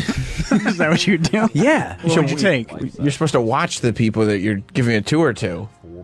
Oh, he's got. Oh, you would love that part, Jim. Oh, that's fucking awful. The life-size Cantina band. I'd kick him over. Oh, Jar Jar.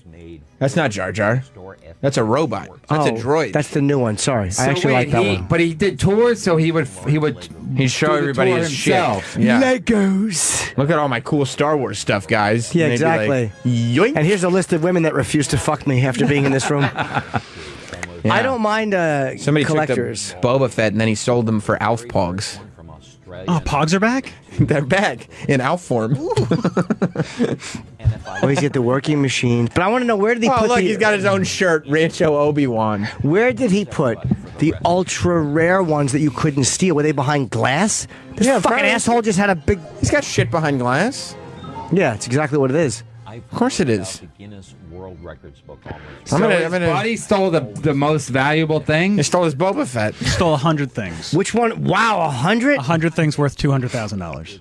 Oh my God. That's a pretty good return. So let me ask you, what's this? Let's see this rare Boba Fett. No. That's total. Oh. What's Boba look like? Let me see the Boba Fett. me see the Boba Fett. Just look up rare Boba Fett action show me figure. rare Boba Fett. It's not an impressive looking toy. It's just they didn't make very many of them. Yeah, it probably it's a looks rare. exactly the same. It's got some difference in the board back. Is that more rare than the sand person one? There was a sand guy. This is the rarest one. Oh, it is. It I got like launches- 6 of these. It launches a missile. I got a bunch of Bobas. And it's not safe. It was a mail away. That's not it. Boba Fett. I don't think you have any of those, Chip. Yeah, that's it right Got there. 11 of the mugs. You got Yeah. 11 of them?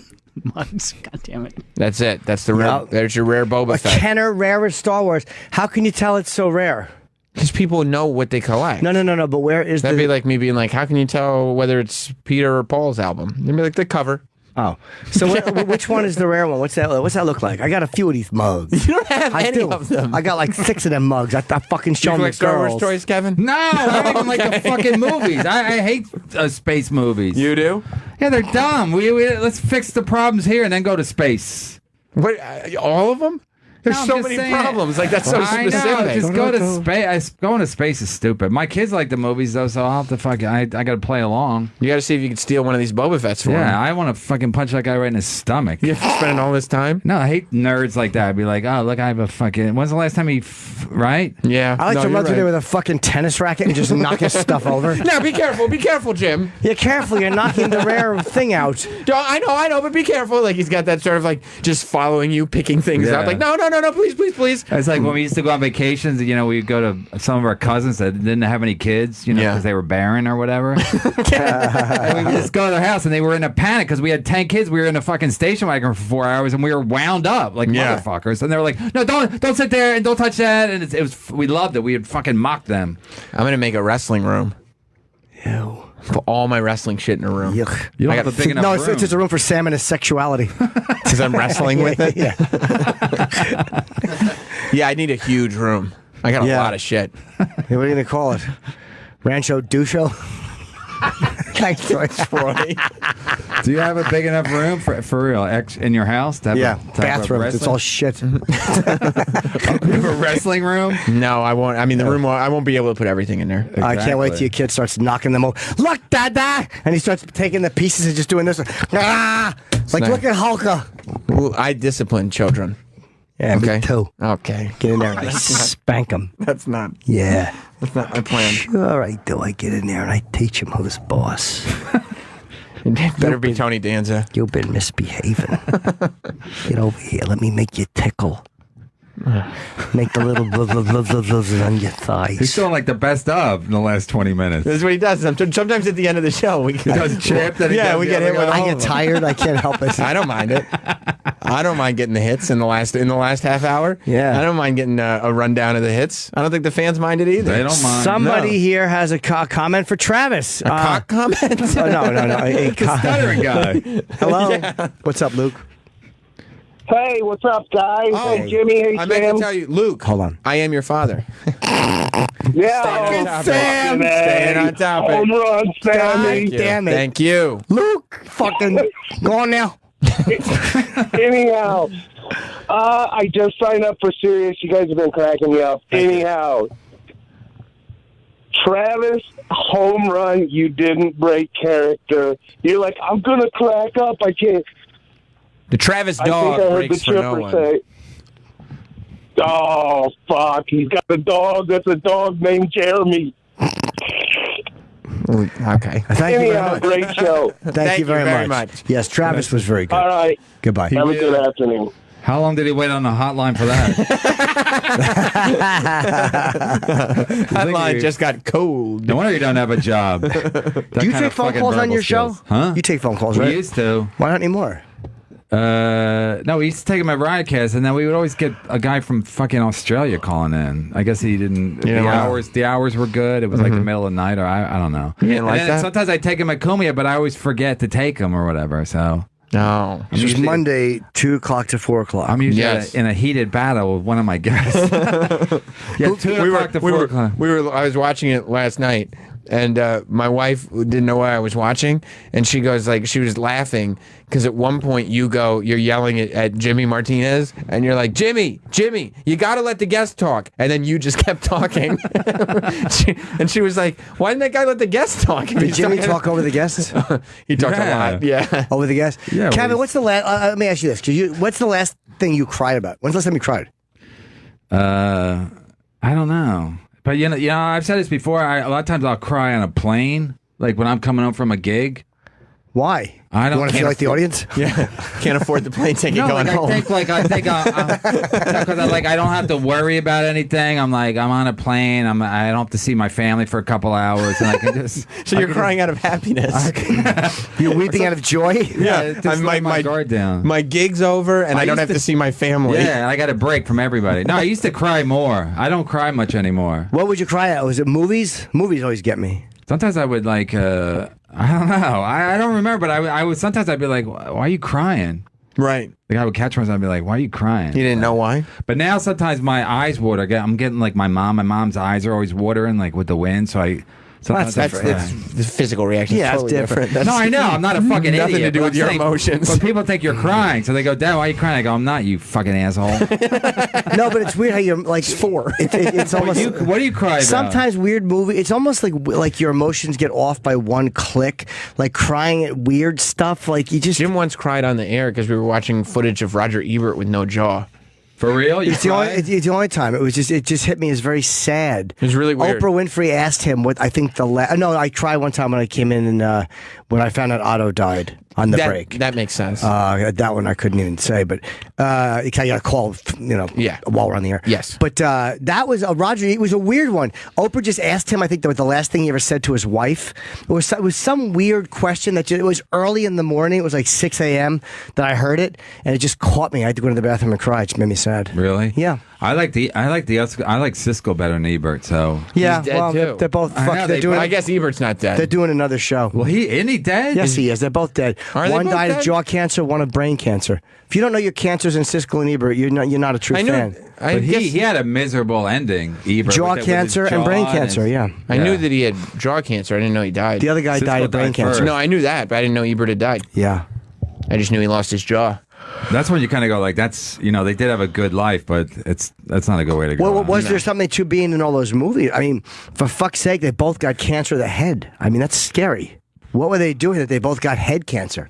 I think the phones are not. I think the phones are not good. I think the phones for real. But they got cancer before, like Siskel. No, look, I'm telling you, if he was on his guys like that are on their phone all the time. Siskel, what year did he die? A lot of guys in show business, older guys, because they were all using. Once the phones got they were all like Gary David Goldberg. The guy who did Family Ties and Spin City. He died of brain tumor. That guy, the guy who did The Simpsons. The guy Sam Simon, he died of brain cancer. They're just on the phone all the time. Yeah, that's his part. That is scary. That's why I always use my headset.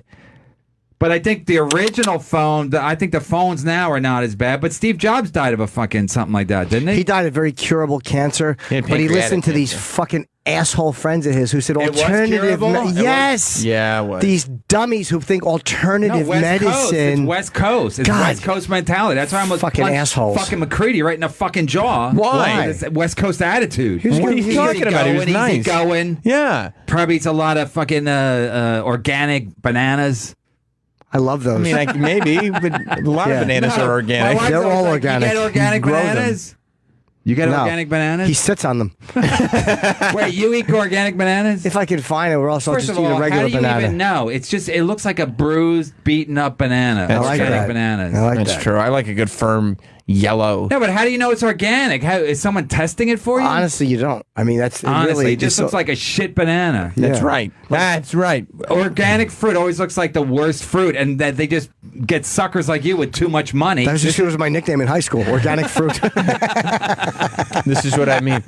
Kevin Hart was in here saying that he didn't have the energy to be angry at things because he could use that energy constructively. Yeah. And then Kevin Brennan comes in and he's like, I fucking hate organic bananas. Yeah, how do you know? I hated Mike McCready. My wife's like, we gotta get organic. I'm like, we don't have to. The kids will be fine. My kids aren't fat, so if they're fat, One of them's 4. Yeah, but you can tell they're not fat. I'm skinny. My daughter's skinny, and my son's not. My son's thin, so they'll be fine. So I'm saying, if my kids are fat, I'll look into it. But they can eat Rice Krispie treats, whatever. I don't give a fuck. Do you eat asses? Are you an ass eater? Oh my God, why you asking me that? Honestly, no reason. I can't even say it, but I last night I just ate my wife's ass. I like literally had to. Good for you. Because she was wearing these short shorts and her fucking Puerto Rican ass was like was dropping out of her shorts. You liked it. So and I was like, she goes, you went in deep. Like I went in like deeper last night than ever. Don't you love when like the I was fucking spreading it? Yeah. I was like, don't you love when the excited. cheeks are nice and deep? I love that when the thong disappears. Fuck. I can't believe he just asked me because like last night was the deepest I ever went. How Well, was he's like it? the Nostradamus of ass eating. Yeah. Yes. Yes. I write. Like a horse whisperer. Yes. I ask questions in quatrain form. I write them in 4 different languages. So you ate her ass. Did you just bend her over right there? Or would you wait till later? No, she wouldn't fuck me, so I had to like do all these things. Like I had to rub her back, rub her feet, and she's like, "I'm not gonna fuck you." Do you I go, like "I her know." feet? I go, "I know." No, she's got hideous feet, but she's got nice hands, but hideous feet. She Okay. knows that. She know. Even my kids are like, "Mom, wear shoes." So you knew she said, "I'm not going to fuck you." Why? Because she wasn't in a mood, so I had to like It's only gonna take 5 seconds. Like she said exactly, but she said like after the fact, she's like it became like a la carte. Like I was doing like one thing at a time. I had to rub her back, then I had to fucking eat her I ass. see. How'd you come?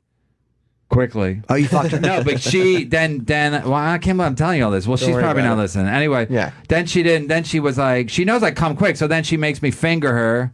Then I fingered her. Then she came, and then a minute later, we're all done. Right, you just put it in and take it out. We got to wrap up. The show is ending.